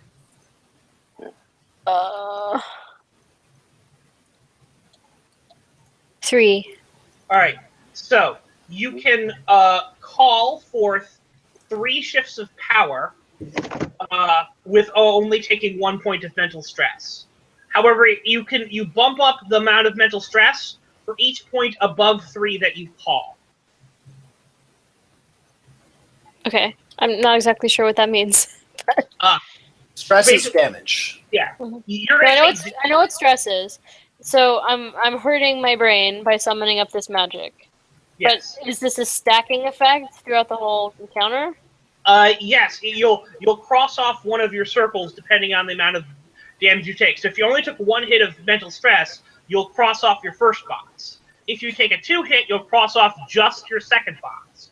If you take a 3 hit, you'll cross off your third box. Does that make sense? That's not what I'm asking. You said they're like points of magic essentially that I can call up at a time. Yes. So if I cast again and use 1, is that my 4th? Or is that No. 1? No. It's 1. Okay. Right. And then this is going to be how powerful the spell you cast. So And I can't cast at a level that isn't going to hurt my mind. no, there is no. Dresden always has to cast where he hurts his mind in this case. You get some kind of a soaking mechanic, right? So if No soaking mechanic. It's Nope. just you take damage. Stress goes No away soak. at the end of the scene. Yeah, it goes away at the end of the scene. As soon as this fight's done, all of your stress is gone. Okay. So what can I do with my 3 magic All right. chips or whatever you Right. call them? 1 shift of power will add 1 to the strength of the block. All right. Mm-hmm. 1 shift of power can also be used to add 1 additional duration of the effect, and 2 shifts of power can cover multiple allies in the same zone. Cover them? Yes. So basically, the idea is that you're putting a block against people being able to attack one of your allies in the zone. I'm assuming you want to, if you only want to put a block so that it only protects the person who's been injured so far, that takes 0 extra effort. If you want to protect all 3 allies in the zone, that's going to take more effort. Think of it as if you want to put a light behind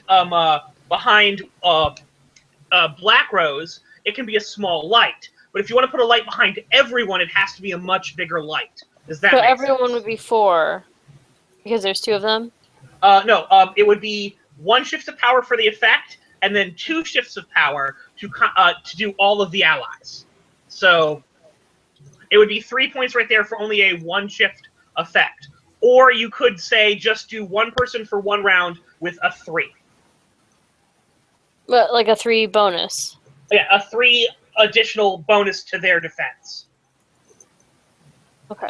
Or to anyone who attacks them. Now, it could be that you put up this block so they don't attack her this round and go to other people.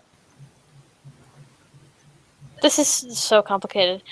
Yes, it is. it's not. It's just very different compared to most RPGs. Yeah. Once you get a hang of it, No. Spellcasting in Dresden Files is complicated. It's the Okay, most complicated thing in the system. How would this points thing work if I were trying to just give my allies an increased chance to dodge, as opposed to a block. You mean the maneuver?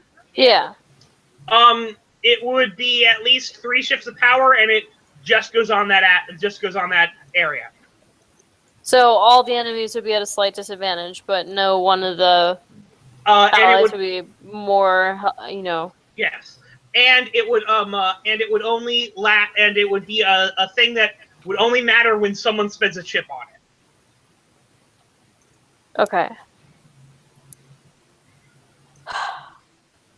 Well, I guess I'll put the weak block on everybody. All right. Admittedly, you can call more power and take a bigger hit to yourself. You're going to have to. What's your discipline at? 3. 3? All right. So you might have to spend chips on this in order to control it, but if you go higher. But I can't have any higher than 3 from what you've told me. No, so. you can. You can call 5 and take a 3 No, hit. I mean 3 points in anything. Oh. Well, no, if you take more stress than you otherwise could take, then you just take a negative consequence. Basically, you get No, that's not what I'm saying at all. I'm talking about my conviction being only a 3. That's as high as I've been allowed to go so far. Oh. Okay, sorry. All right. No. All right. So if that's what I said, Or my discipline, rather. Excuse me. It might have been, that would have been because of the number of skills you took. Okay. You can go higher than 3. You can go up to 4. You know. Right. Well, I might retool my character for next session then, but we'll worry about that later. Yeah. You're also probably going to get some bonuses. Well, again, we'll discuss that later. Right now, you want to put a you want to do a defense against all of your allies in the zone, right? Mm-hmm. A block. Whatever. All right. So you're putting a block of, a firelight behind them to make it harder for the enemies to fall at them. Would you like to make it a higher block than just 1 by calling more power to yourself? I don't think so. Not All this right. early in the fight. Okay, that's totally fine. I need you to. The target value is then for getting everyone in the zone, it's going to be 2, and for a 1 block duration for 1 turn, it's going to be 1 point. All right. Okay. So that would be 3 points total that you're calling. So I need you to roll me discipline, and the target value is 3.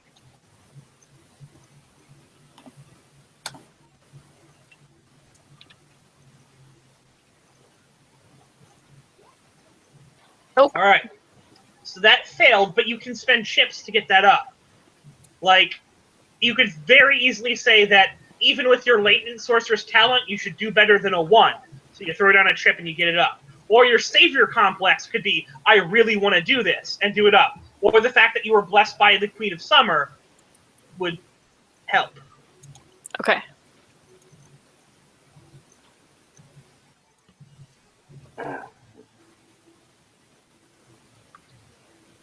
We'll go with latent ability because I should be better than that. Yeah.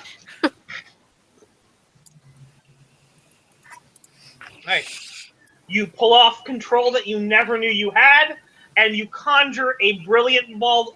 You conjure balls of flame behind there that are causing them to kind of shield their eyes. They're going to have to beat a block of 1 in order to do anything, any combat roll against that. Does the block reduce their effective roll when they beat it? I don't know. I feel like it should. It makes sense. Because admittedly, for this round it will. I will say this.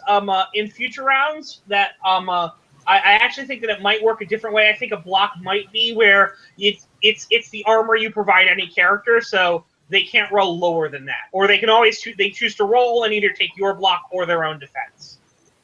But still, if they get through it, then they'll do it. But whatever. I'm sorry. All right.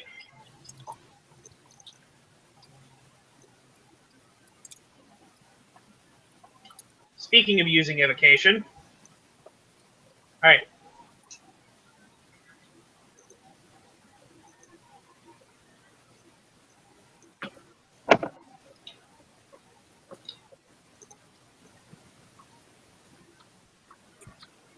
So Jania's eyes, they go mean, and she's doing an alertness test. All right, getting good. She's able to notice the shelf of booze there. So she's used the aspect to make a declaration that there is, a bar shelf running along the whole area of this area. So she's going to call up her own magic.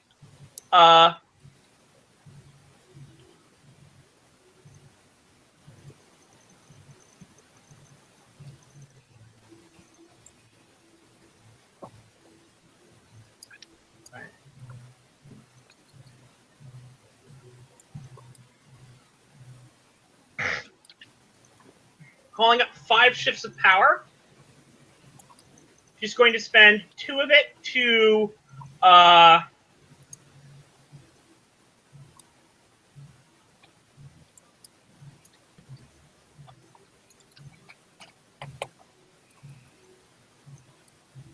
actually, yeah.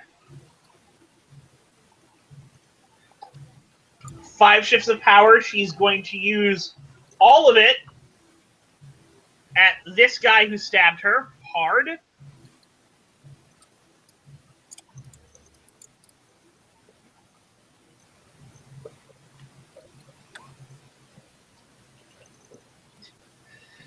All right, she's tagging the aspect to get an additional +2 because as she calls. All right, so Sean, you feel her pull wild chaotic energy and throw it at the man.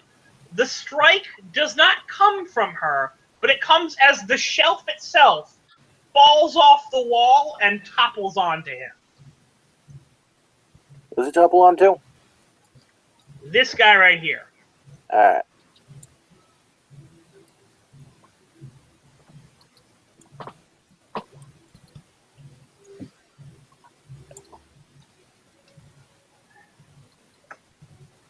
Ah, so that's what it feels like.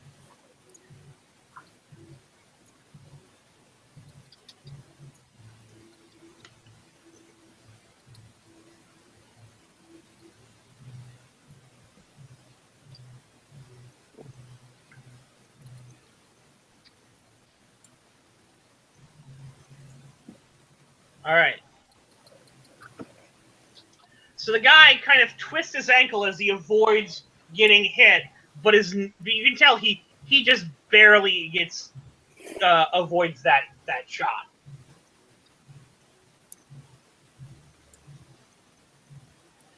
So yeah, that was her turn. Aki steps up. 3, 2.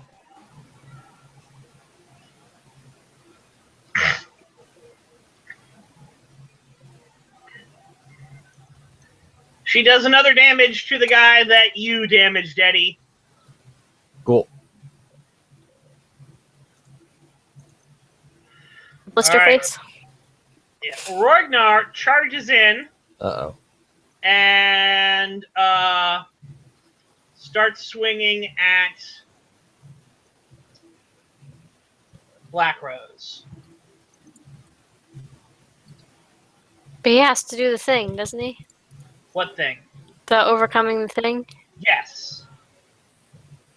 Admittedly, he only has to overcome a 1, so he's probably going to be able to do it. No. Looks like he's in the same area. No, her block. Oh, that's right.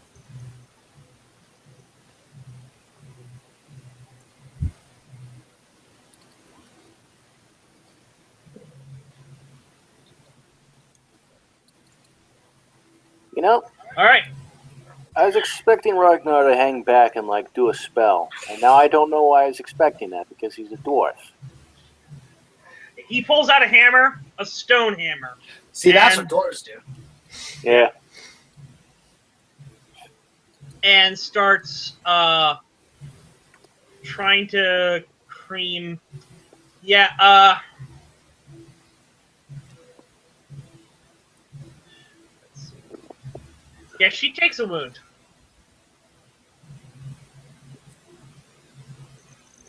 Yeah, so Madeline, you see him he lifts his hand to block out your son and takes a wild swing. But even with a wild swing, he seems good enough that he kind of connects with Janaya,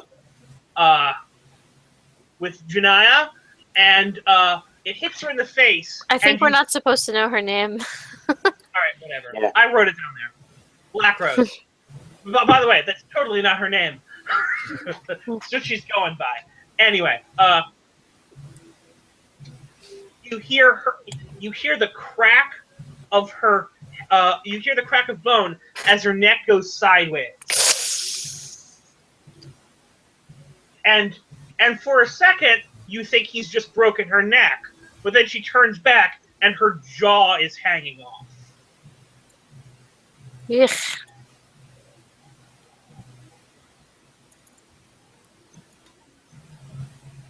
Yeah.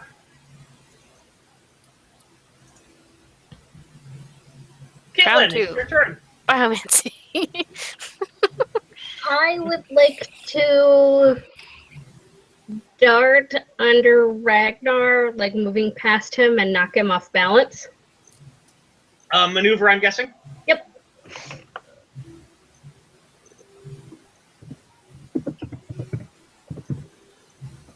We're going to use athletics versus athletics here.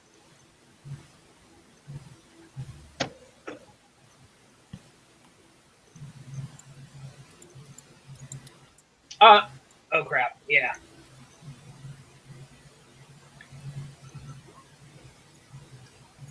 Are you going to spend a chip? No. Alright.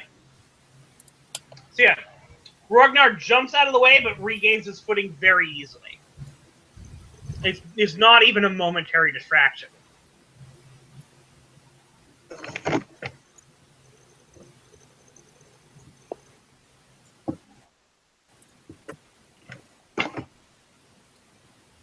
One of these guys, well, this guy here, is going for Black Rose.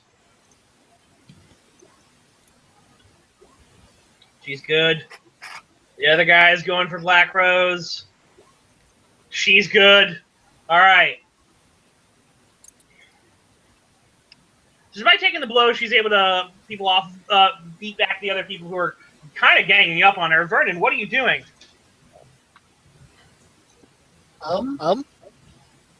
There's a guy standing right in front of you. You can punch stuff. I suppose I'm continuing to punch. My previous punch did not go so well, but second time's the charm, right?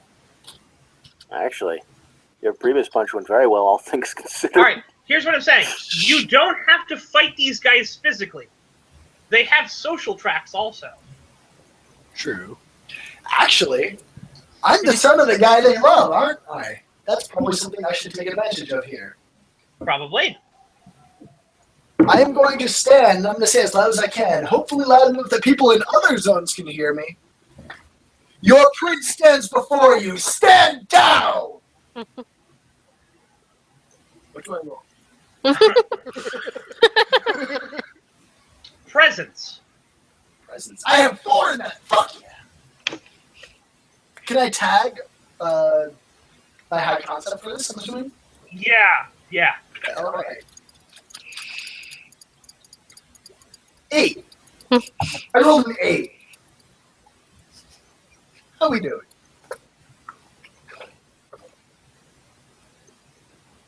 You spent a chip to tag your higher. I did. Yes, sorry. All right. They rolled a 6. Really? Well,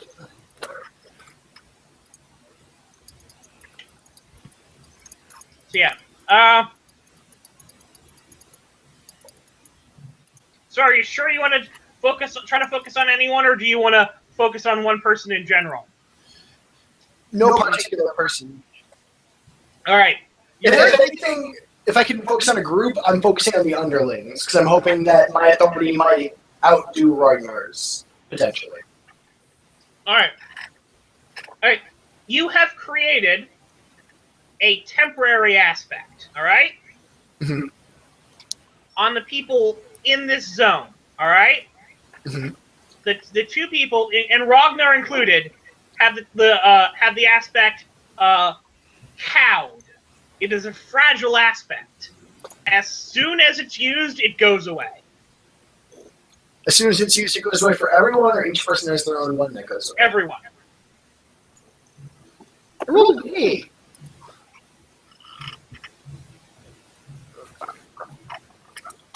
It also will probably go away at the beginning of their turn when they use a minor supplemental action to shake it off. An 8!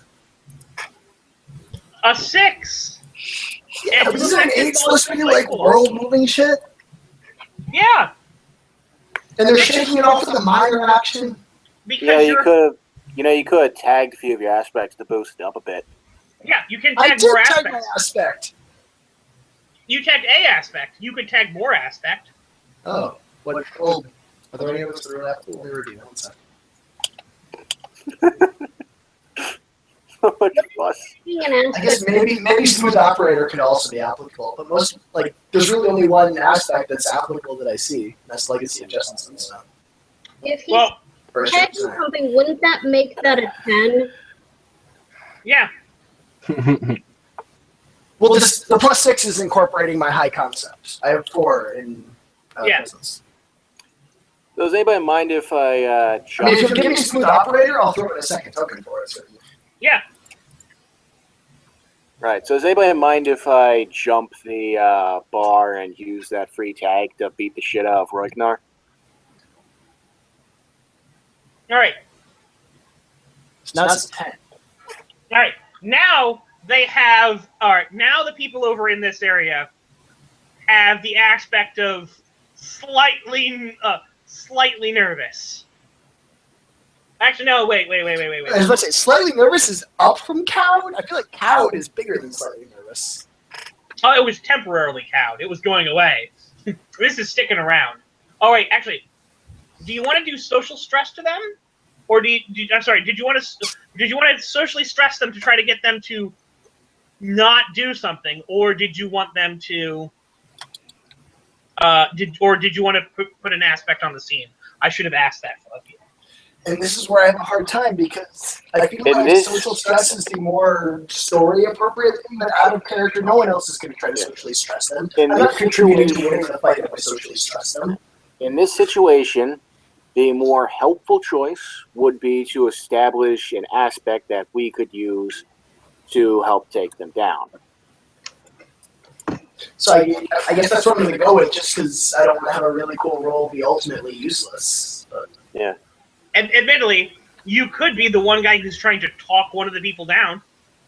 Yeah, but if that's like a separate side thing on the fight that's useless and like I get how that's a story element, but it's so mechanically bad for the group that I can't do it. Well, And the other question you know is- I will do mechanically bad things. The other That makes question sense, is- but the other that's question so far is- beyond.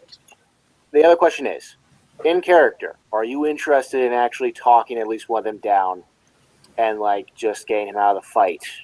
Is that something Vernon would be interested in doing? In character, honestly, Vernon's probably, despite his closeness to the story, he's probably less invested in this fight than most people. He doesn't particularly want to destroy them, but he doesn't Right. feel But particularly that's attached not- to them either. He likes his friends quite a lot, and that's the reason he's here. Right. The Sorry for question the here echo. isn't how invested you are. It's, are you more interested in winning the fight through beating them down, or are you interested in talking it down? Which is your prerogative? Prerogative.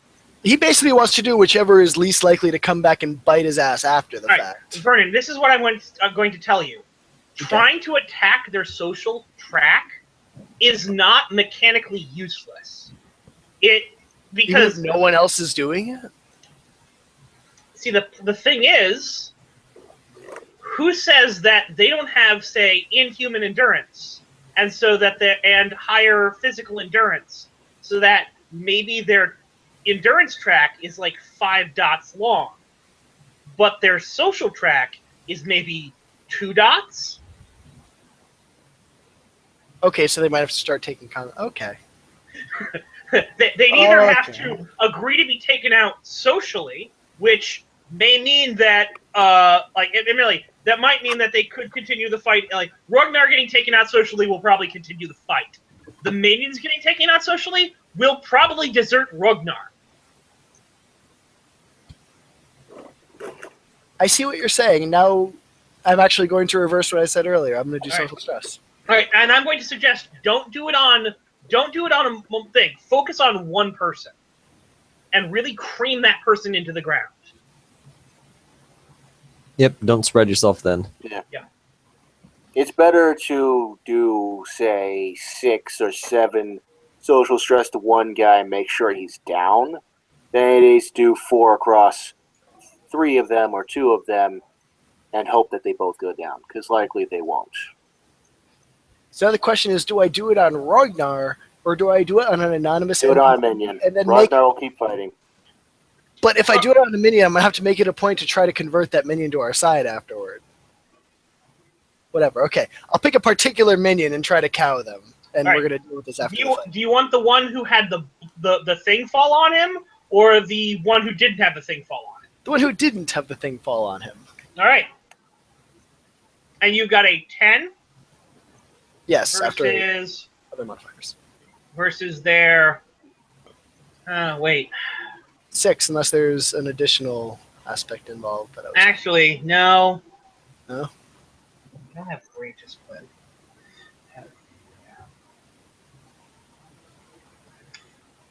I was trying to recalculate their discipline, and I'm like, nah, them having great discipline doesn't sound like minions. Or maybe +1. So yeah, this guy, so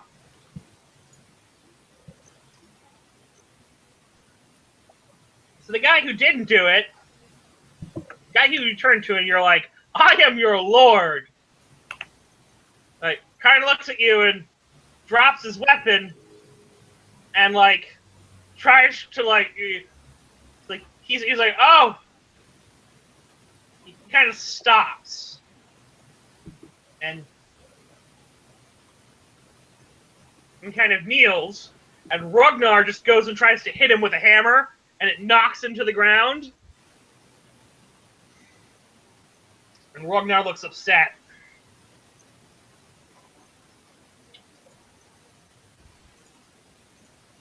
All right, Eddie, what are you doing? I'm gonna put that guy there. Just show. There's not a guy back here. This is your guy that you just did.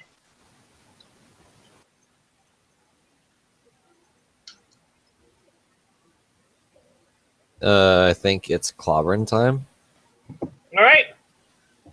Same guy? Yep, I think so. It's right here. Would you like to tag the aspect to punch him in the face again? I think so. So I shall punch him in the face again. At least attempt. Ooh. He goes down. All right. I should say this. You take him out. Actually, no, wait. First, I'm gonna go to Vernon. You're taking this guy out. All right. He's losing. Which guy out? The guy that I just cowed? Yeah. You get to how do you want him to be taken out socially? You get to describe how he gets taken out socially. He is filled with vigor for his prince and wants to join the other side. All right. Turn and fight. Yeah, I mean, I'm not saying he has to turn and fight, but he is filled with shame for having opposed his prince and wants to make amends. Okay, then it's kind of a lot of the same. He does go down and kind of gets there, but then he kind of moves behind you and takes up a somewhat backing stance of, he goes to the side. Black Rose nearly cuts him, but you're able to stop her. You go, no, our side.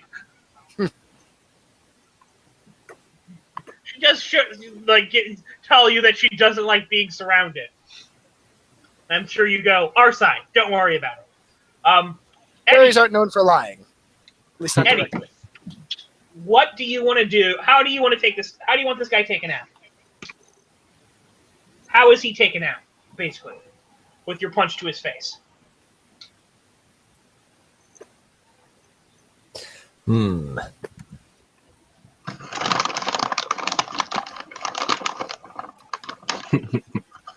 Interesting. Actually, I haven't really. Are there particular limits of what I could do? Yes. You can't punch him in the face and make him love you. Okay. It has to make sense. It has to be a reasonable consequences of punching him in the face makes him do a thing. Now, question: the one that just converted, that wasn't the one Vernon previously punched in the face, was it? It might have been. So maybe you can. You just have to try really hard. That's not what he's going for, though. He's going for a knockout punch. I hear the KO sound effect from Street He Fighter. probably uses the... After backing up a bit, he probably uses the... So you want him knocked out? that You don't get to describe the scene. He owns the scene. You want him knocked out? Oh. Yeah, The victor knockout. describes the consequence. The loser describes the circumstances behind the consequence. Oh, okay. So Yeah, he gets taken out. Of course he gets taken out, but you want him knocked out. Knocked out. You decide unconscious, dead, etc. He decides Unconscious. how it comes to be. Emily, like if you say I want him unconscious, well, dead people are technically unconscious, so that I'm not can attempting go to too. kill him. But yeah, you can say you can specifically say he's not dead, or you can say he's dead or whatever. Yeah, he's not dead. Yeah. So you kind of Kolkop, he falls to the floor and he just starts screaming as he's holding his face and just rocking back and forth, just crying about the pain. Like, it's a punch to the face, man. It's a punch to the face with iron. So he's more screaming about the fact that you've burned and scarred him with the bane, like a poisonous burn to his face. It is like hitting somebody in the face with searing metal. It's quite painful. Searing metal where the outside edges are molten and will stick to you for a little bit after you're hit. Hey, Parvis, you're still a coward. Oh, is that still in effect? No, here's another chip for it. Damn it. I'm going to try to pay that one off then. No, take it. It's better to have 9 chips than 7, and we're doing fine without Parvis shooting people. Yeah. Well, if you were to use a gun... Accumulate the chips, blow them all in a gigantic attack against the next super strong thing that comes our way. Actually, yeah, I'm in agreement. Save your energy. You shall become the secret weapon. The chip cannon. Other than that, you can spend multiple aspects on one thing, yeah. Wait for your moment and then become Does super. make sense, yeah. TBC references tonight with me. I don't know. Part of how I've got Parvis set up is to basically make aspects for other people, so... And again, when I look at this, I'm going, but that is essentially 9 chances to make tons of aspects in a big fight. Yeah. Or a chance to launch just an unbelievably large amount of +2s onto an action, like, say, punch the Autumn King in the face. All right, so Chip, taking it, not. I'll take it. All right, Sean, your turn. I feel bad. Like, you would not believe the amount of damage you could do with 9 chips. Right. I would, actually. I played Gabe, remember? Yeah, that's right. All right, so Vernon converted this guy. Ragnar hit this guy with a hammer. Listen. Yeah. All right. Ragnar's over here. Sean's over here. Guess where Sean's going? Over the bar. Yep. And he's going to make an attack against Ragnar. So first, athletics. Yeah. I'm going to... Nope. I can spend a chip. Okay, you can. Spend it on always ready to fight. All right. Alright. I'm going to... Sean's pissed. Sean's absolutely pissed, and his thing is blazing. As he goes over it, dark ethereal wings form behind him. Not doing anything, but, they're there. And a golden... not a halo, but the... What are those things? The... Like half halo to go around the head, made of leaves. Like a laurel? Yeah, laurel. There is a golden blazing laurel around his head from the Mark of Power. And Sean screams in rage, and then Sean is then tackled. Right. I don't get to make an attack.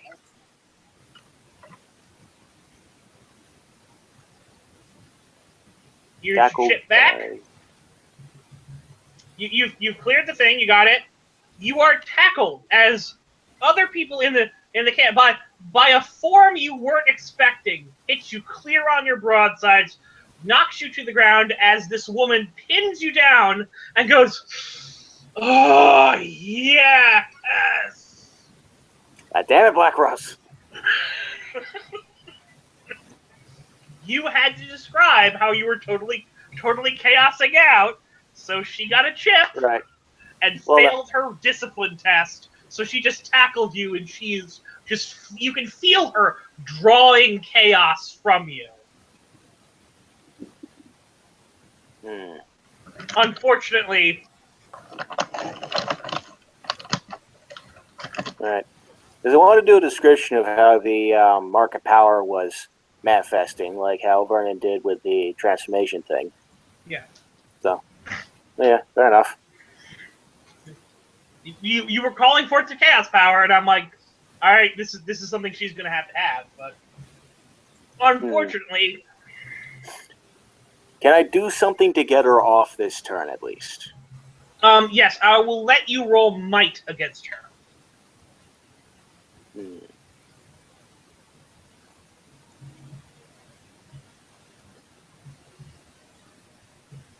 Actually, I was thinking, since she's drawing off my chaotic energy right now, can I use that sort of drain to beam across as sort of mental command, kill Ragnar?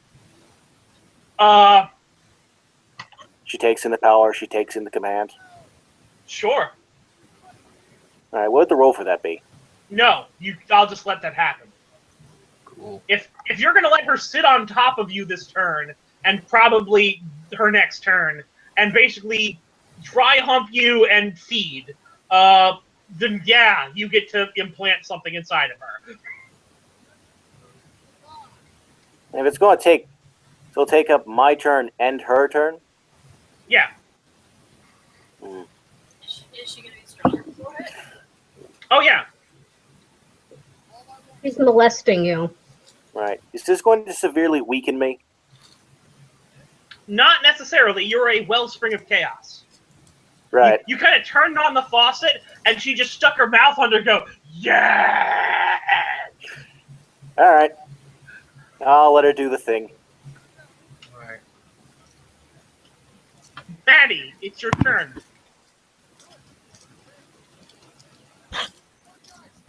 Okay, so don't know how to do this. So biomancy is the other thing that I have, right? Uh-huh. Can I use that to enhance myself? You could. You could use it to put aspects on yourself. Okay, but that's just something to tag with a chip. It's not like ever just going to increase a base like a attack or anything of mine. When you create an aspect, you get a free tag. Okay. So you can do a thing on yourself, get a free tag, and then next turn use it.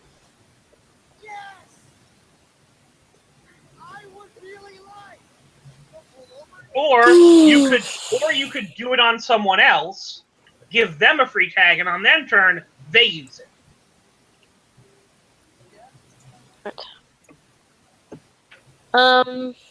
And this is another point of mental stress and all that, right? Yes. Can I do it for more than one person? Again, It's more trips or whatever, yeah, right? it would cost you more power, and in this case, you probably don't have the juice to do multiple people yet.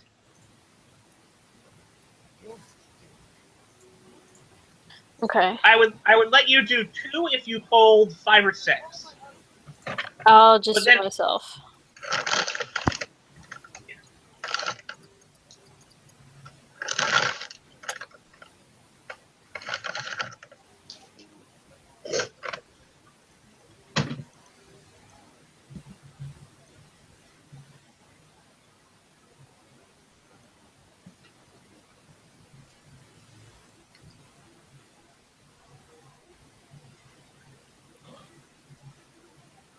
All right, what are you trying to do?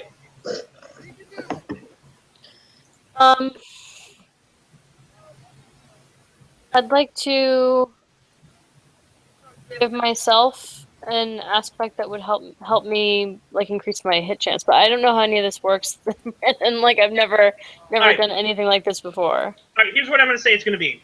Okay. Hold up 3 shifts of power, roll to control it, and give yourself the aspect of enhanced muscles. Okay. It'll last for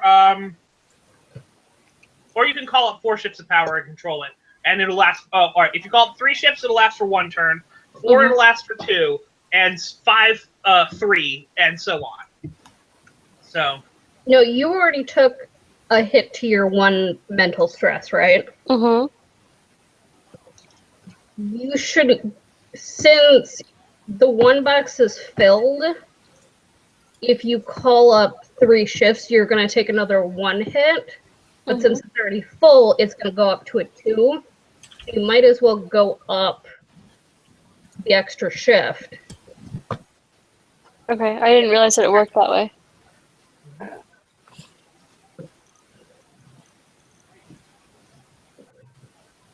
So, I'm confused. If I already have 1 mental stress and I take another 1 mental stress, then that just doesn't do anything? If you take another 1 mental stress, it rolls up into the 2 box. If you ever don't have enough boxes to fill, you get taken out.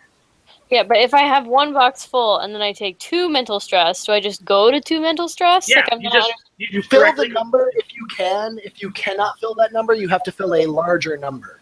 Yeah. If you cannot fill any number, you need to take a consequence to lower it down.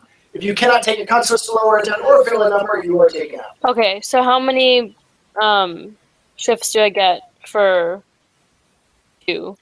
That'd be 4 shifts of power. Okay, so I'll do that. All right, you're also rolling to control of 4. So.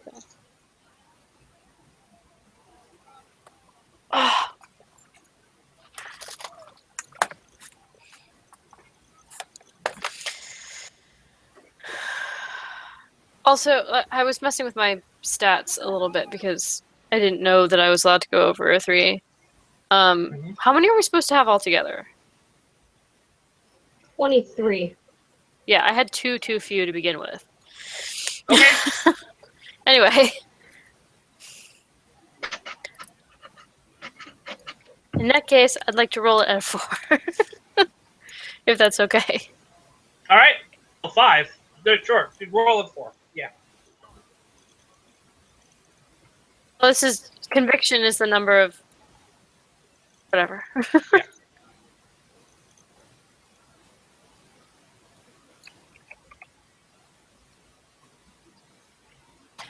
Oh God. All right. So here's also what I'm going to talk to you about sponsored spellcasting and one of its benefits. All right. Okay. One of the benefits of sponsored spellcasting is that you have other things guiding you and helping you out, and they'll usually give you things on credit, which will mean getting debt with them, which means you don't spend a chip, but you get to act like you just spent a chip. The future things means that that person's going to come collecting, and they're going to ask you for probably a favor or something. Now, the other thing you have to realize here is what was told to you is that you incur no debt for this. For this little bit here, yeah. Yeah. It might go to Sean instead, but you could give Sean a point of debt with Titania to add a +2 to that and control it. Well, I thought that, I mean, I can kind of see that, but at least from the conversation that we had before, because as long as it was in service to recovering her daughter, then there wouldn't be any. Okay, oh then yeah. I think she said there won't be any to you. Well, her exact words was that she was going to be generous with her power in the All right. service of her daughter. Then I'll give you that totally for free, not even going to Sean. Ooh. So you get a free thing right there. In fact, Hooray! Free stuff. I'm going to give you a extra chip back because then you would have had a free chip at the last one. So take this other chip. Yay! Free stuff.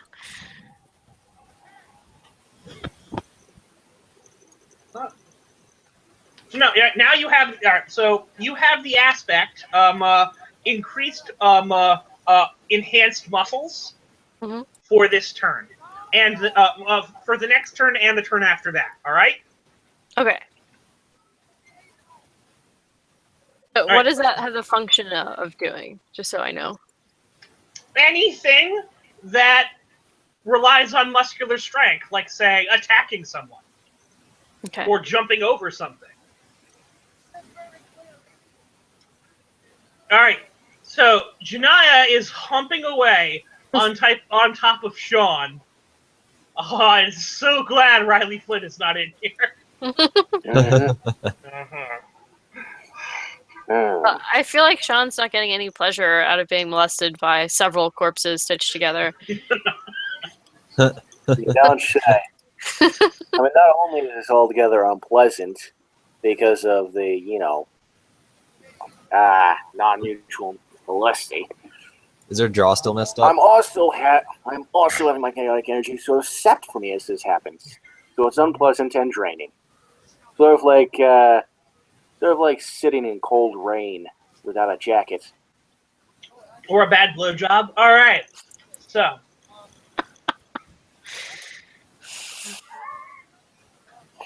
I mean, Aki at least he delivers gets signed at the end of the blowjob.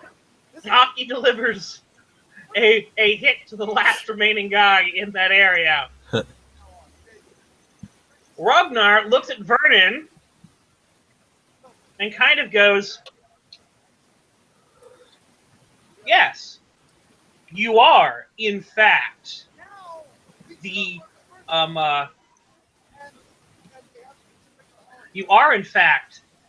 heir of Autumn. Why are you fighting us? Join us. Come here, come to us, and I will deliver you. Oh, Maddie, that chip on your face is for you. To the throne of your father.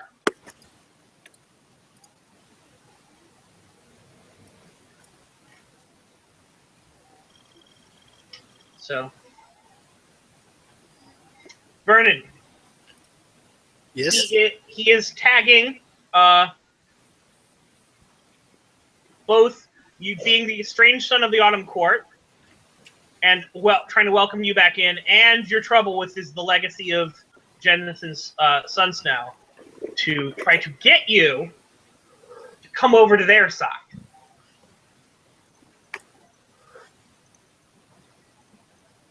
No, after the mind control, I'm gonna have to stick with my gun on this one. All right. Here. All right. In case he tries to do more stuff to you. All right. Okay. Going to, but So I still lose my 2 to counter that, or how's that work? yeah, well, admittedly, if you ever decide to join Team Evil, all of these chips are yours. Okay. Scene. Until this scene ends, or I go, nah, it's enough. And they're like, we don't want you anymore. Which is probably never going to go away. All right. So that was Ragnar's turn. Caitlin, it's your turn. All right.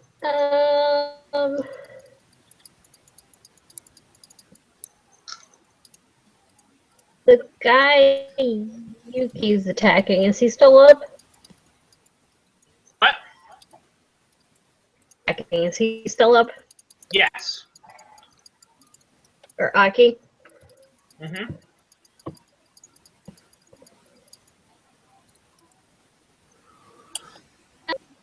I guess I will dirt over there and try and trip him up.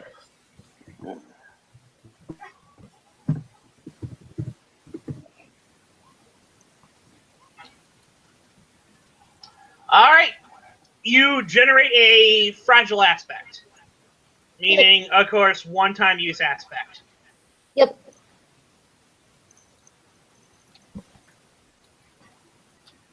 Of unsure footing.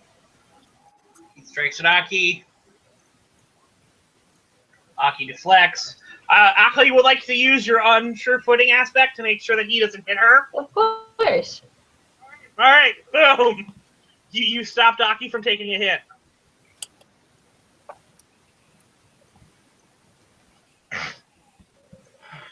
These two guys start fighting each other.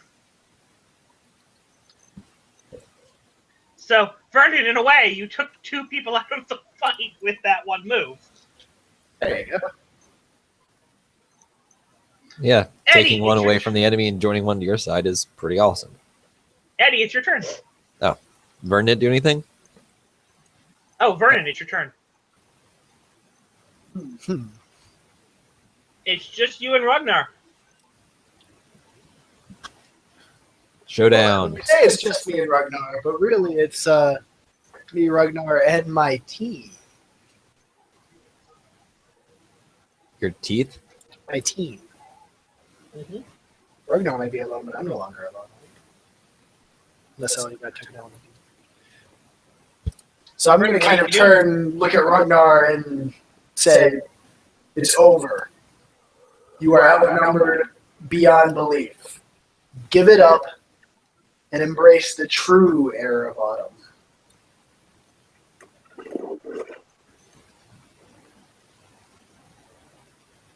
All right.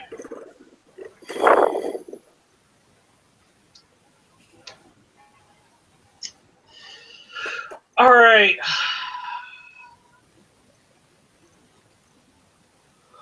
Roll me rapport.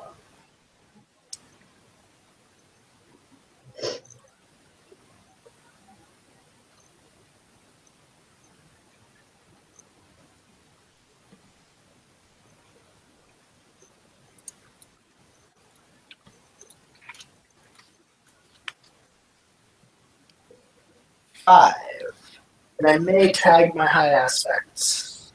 Not sure because I've already spent a lot of tokens.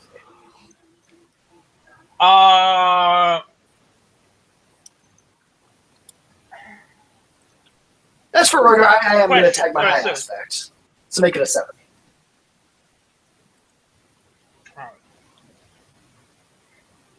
I had like 8 tokens to start this.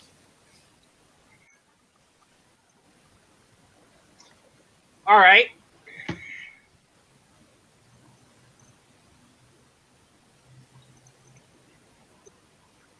Ragnar, in response to this, kind of looks around, sees his eyes kind of focus on this over here. The you're standing next to 2 of his men fighting each other. And your words hit him deep. Real deep. I'm just surprised he's not getting distracted by this. Like, legitimately surprised. Distracted That's by pretty distracting. distracted by Sean getting pumped by some strange woman? Yeah. Yeah. He's seen you get humped by strange women enough. Wait, what?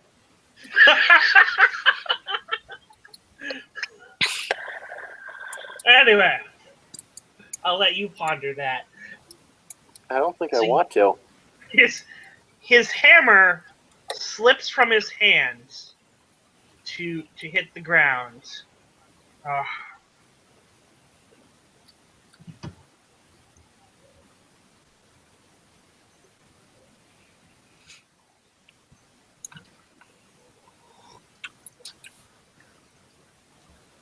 As he's doing that, Vernon's just, aw shit, did I create a second Autumn faction? Because I didn't want to create a second Autumn faction. Sarah, could you mute for a second? Could you say that again? I said, as he's dropping his hammer, Vernon's just mentally going, did I just create a second Autumn faction? Because I did not want to just create a second Autumn faction. But All right. So he goes. He looks. He goes. You're right. I am beaten. You have turned even my own men against one another. Autumn was strong, and it is fractured. Autumn is strong, but it is fractured. He goes, he reaches behind a place, he pulls out a stick. It's a shillelagh. Goes over and he hands it to you, Vernon. This is yours. I was supposed to give it to you when you bowed before me, but now he drops it into your hands and takes a knee. Admittedly, here's what it is. He's offering a concession, all right? Mm-hmm. Concession is unconditional surrender. They give up holding the bar. All right, against the invaders. You guys will get control of the bar. He would like not to die. I think I can arrange that. I don't think you can. I think it's even out of my hands at this point. I can try. I can try to arrange that.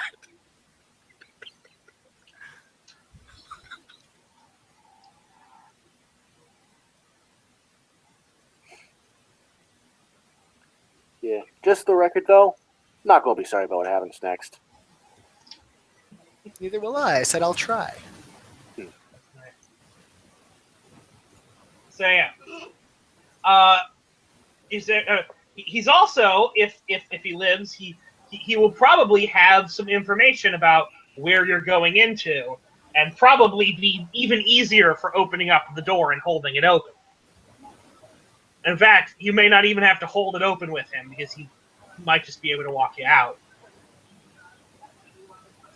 So Ragnar's gonna work for us now? No, not you, Vernon. Vernon, I guess, but still. There's always work to be done. So,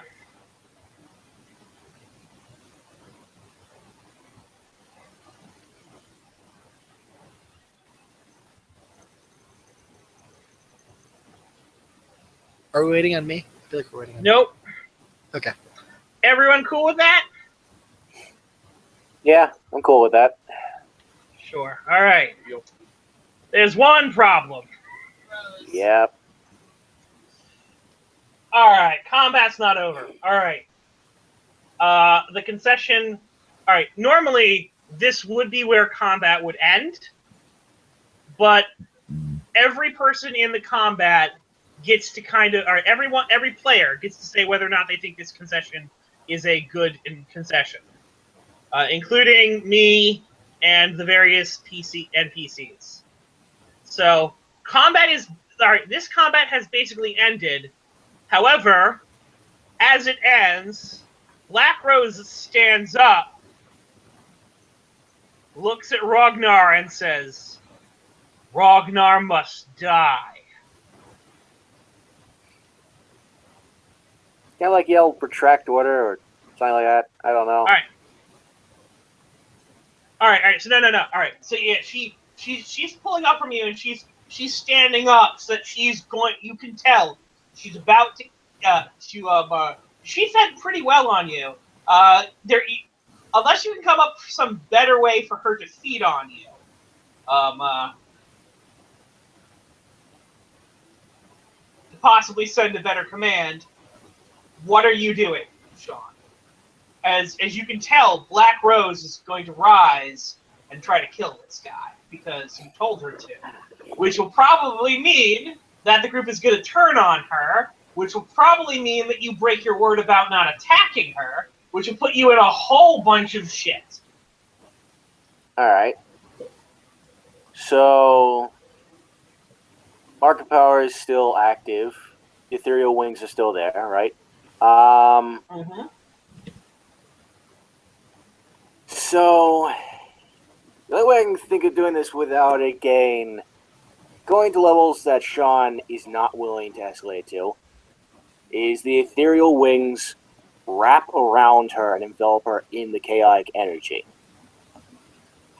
That doesn't stop her. That only seems to make It her doesn't? stronger. Yes, but that it also pushes more power into her through which I can input a new command, right? No. You're going to need to be in physical contact with her. A more extreme physical contact than what was happening. Admittedly, she wasn't touching your skin or anything. Right. I'll grab her by the back of the neck and project stop quickly and loudly. Roll might.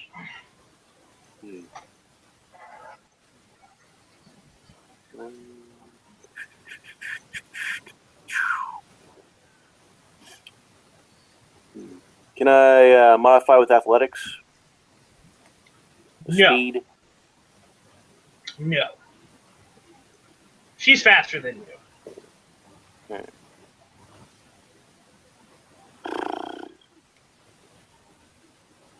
For my newbie edification, you can modify if you have a superior stat to the enemy in a relevant area. Is that how that works? No, all right. This is Like if he had been faster than her, then he could have modified based on the superior speed. No, all right. So with modify is sometimes if I as the GM think that that 2 skills are needed in a roll, I can say that it's a skill modified by another skill, which means that if the first skill is higher than if the second skill is higher than the other one, you get a +1. If this skill is lower, you get a -1. I'm the one who says whether it modifies. Connor wants to get +1s out of a lot of stuff because he wants to do great things, and constantly asks me if things modify. The answer is usually no, because it's just a straight roll. Right. Gotcha. The only reason I asked this one is because I have might 0, so that's not great for me. Admittedly, Admittedly, what? look, Finish that sentence quick, please.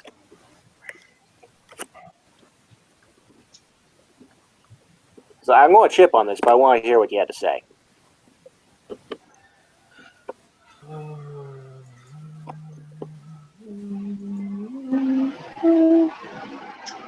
all right. The eye concept for +2. Admittedly, there could be something you can do better than just holding her neck to distract her.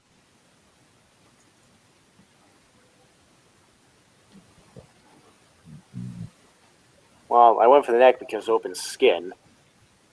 Is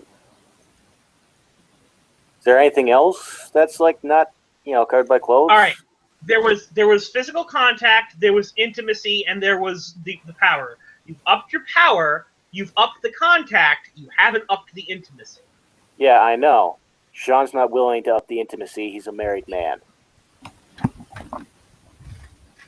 Which is fair enough. Which takes us to a roll. Yeah. Which is why That's actually a 6. Quick question about tagging other people's aspects, because I'm trying to remember how this works. Normally, it's not done in the middle of a roll. All right, never mind then. Good enough. Normally, it's done at a future thing, because tagging other people's aspects is not funneling chips into someone when they get into a tough spot. Understood. Tagging other people's aspects is I want to encourage them to do other things in the scene. Understood. I will remember that for future reference. it might be acceptable in this circumstance on Brandon's on Brandon's okay. to tag one of her aspects to compel her to hold still for a little bit and actually let me grab her. No, you've grabbed her. She's just going to be able to break free. Right. So I tag for +2. She is superhumanly strong.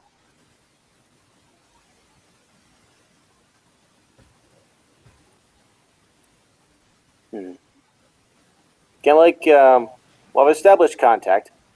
Can I just jump onto her and sort of ride on her back? She'd be able to throw you off. She would, Yes, but because you'd be trying to grapple her, and she'd just go, "I bust out of the grapple."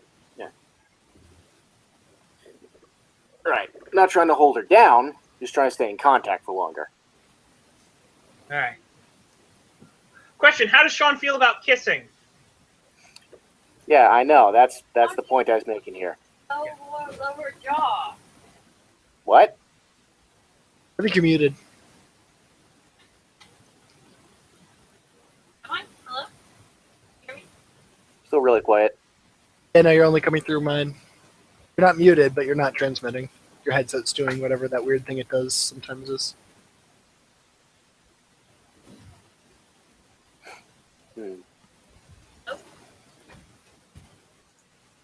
Better, huh? Nope. You could get closer to Max and talk I to said, Riz. how the hell are you supposed to kiss someone who has no lower jaw? Oh, she has the lower jaw. It's just hanging. True, that is another point.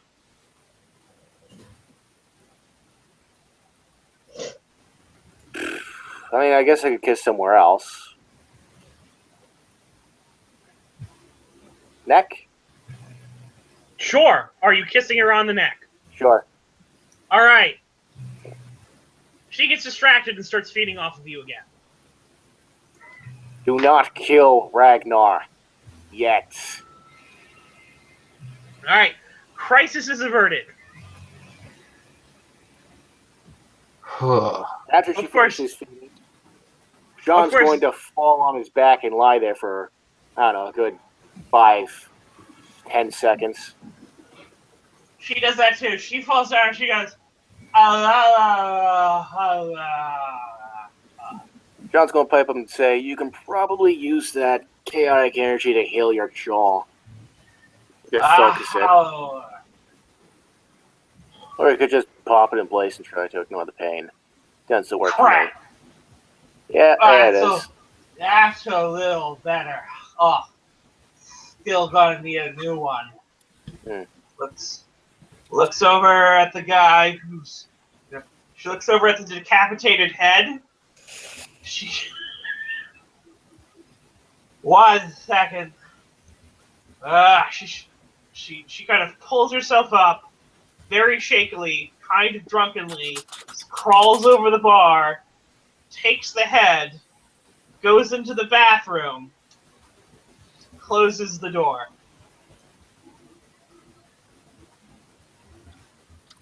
Alright.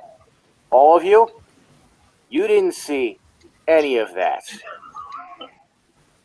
And if I find out that if any of you breathe a word of what just happened, your head's going to end up on the floor with the other guys.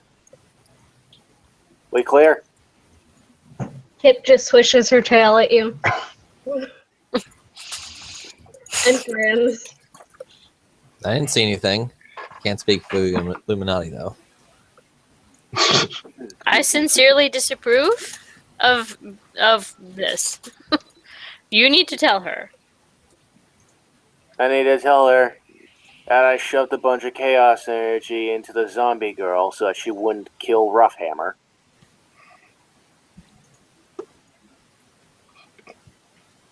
More or less. But if you're asking me to hide something from my new teacher so that you won't get in trouble with your wife, I'm not sure that's going to work for me. No, you're right. Just give me... Let me tell her, like... I don't When know. you can put her daughter back in her arms, you can tell her then. Yeah, when we're done with this, I'll tell her at night. Once we're actually relaxing down, kids are home, it's all dealt with, Right. I'll be right back. and she doesn't have immediate access to the katana.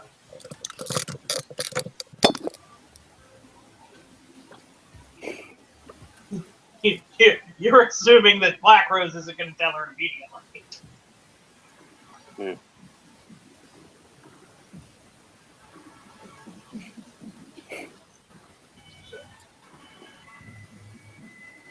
Ragnar turns to Sean and goes, "So you're looking for your daughter?" Yeah. The other. So this guy is able to be woken up. You feel your all right, Madeline. After a bit, you know that what? Oh, Maddie stepped away. He did. So you've got 4 people here. Only killed one of them. They're injured. They're probably not going to be good in the fight. Though you may be able to heal them. Ragnar goes, "You're looking for your daughter." Aye. And I'm pretty sure you can tell that I have a far larger stake in her retrieval than Summer does. Indeed. But I'm guessing you don't know what's happened to her. Not really, no. You are aware of how time moves between worlds. Not entirely. I don't spend a lot of time in the Never Never. Heck, sorry. Time. All right. So Madeline, you definitely felt your muscles getting stronger, and as time goes on, it fades. It goes, huh, and now they feel kind of tingly. However, all of your stress is healed. Yay! When I find her, she's not going to have skipped straight to the moody teenager stage, will she? Currently, time passes at Entropis Tor very fast. We're talking a ratio of 1 to 2, or like 1 to 1,000. 1 to several hundred. So she's been there for a few years at this point. She's probably somewhere around 10. Maybe 12. Indeed. Furthermore, she has no memory of you.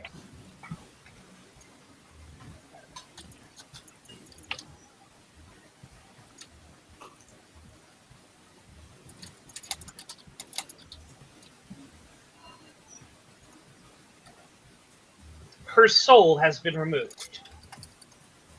What? It is not my doing.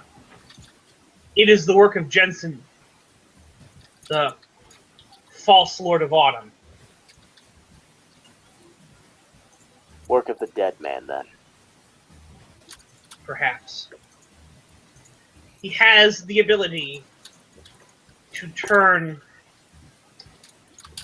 He is very skilled at his ability of turning those of human descent into creatures of both worlds, creatures of the Fae.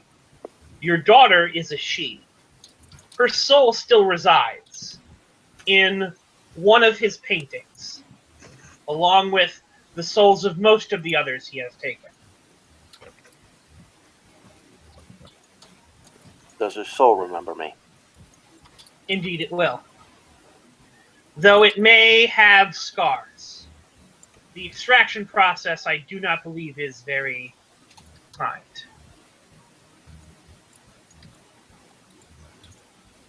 Do you know how to return the souls to their bodies? Destroying the painting should free them. Will return. A freed soul does not always return to its home. then I'm sure the wizards. I'm sure that your allies in summer would be able to return them. She is going by the name Nyativ Clear Eyes.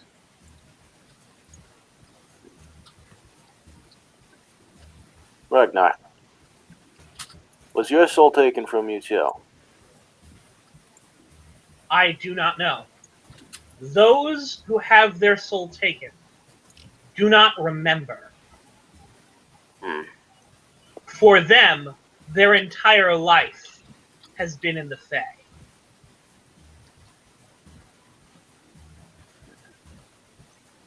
I was gonna do a whole thing, and now you guys saved Ragnar.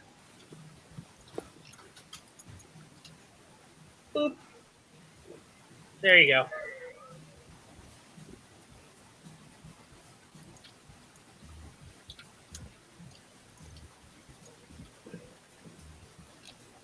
Perhaps we should call it here.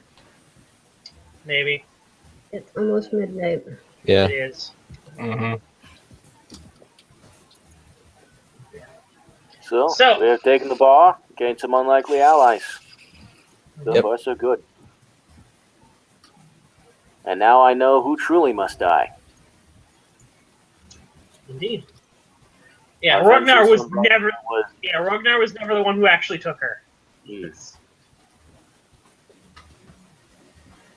And for now, I stay my blade from him. Right for a while. He will also tell you that you need to hurry, because the more time you waste here, days you waste at the what's it called, the castle. Currently he is in the process of undergoing a very delicate work, unraveling one of the queens of summer. Mean the ladies of summer. There's but one No. queen. There are 3 queens. One of them is called a lady, one of them is called the queen, and one of them is called a Oh, yeah, that's right. Our queen is also why we are here. It is a work of centuries, but he has bought himself time.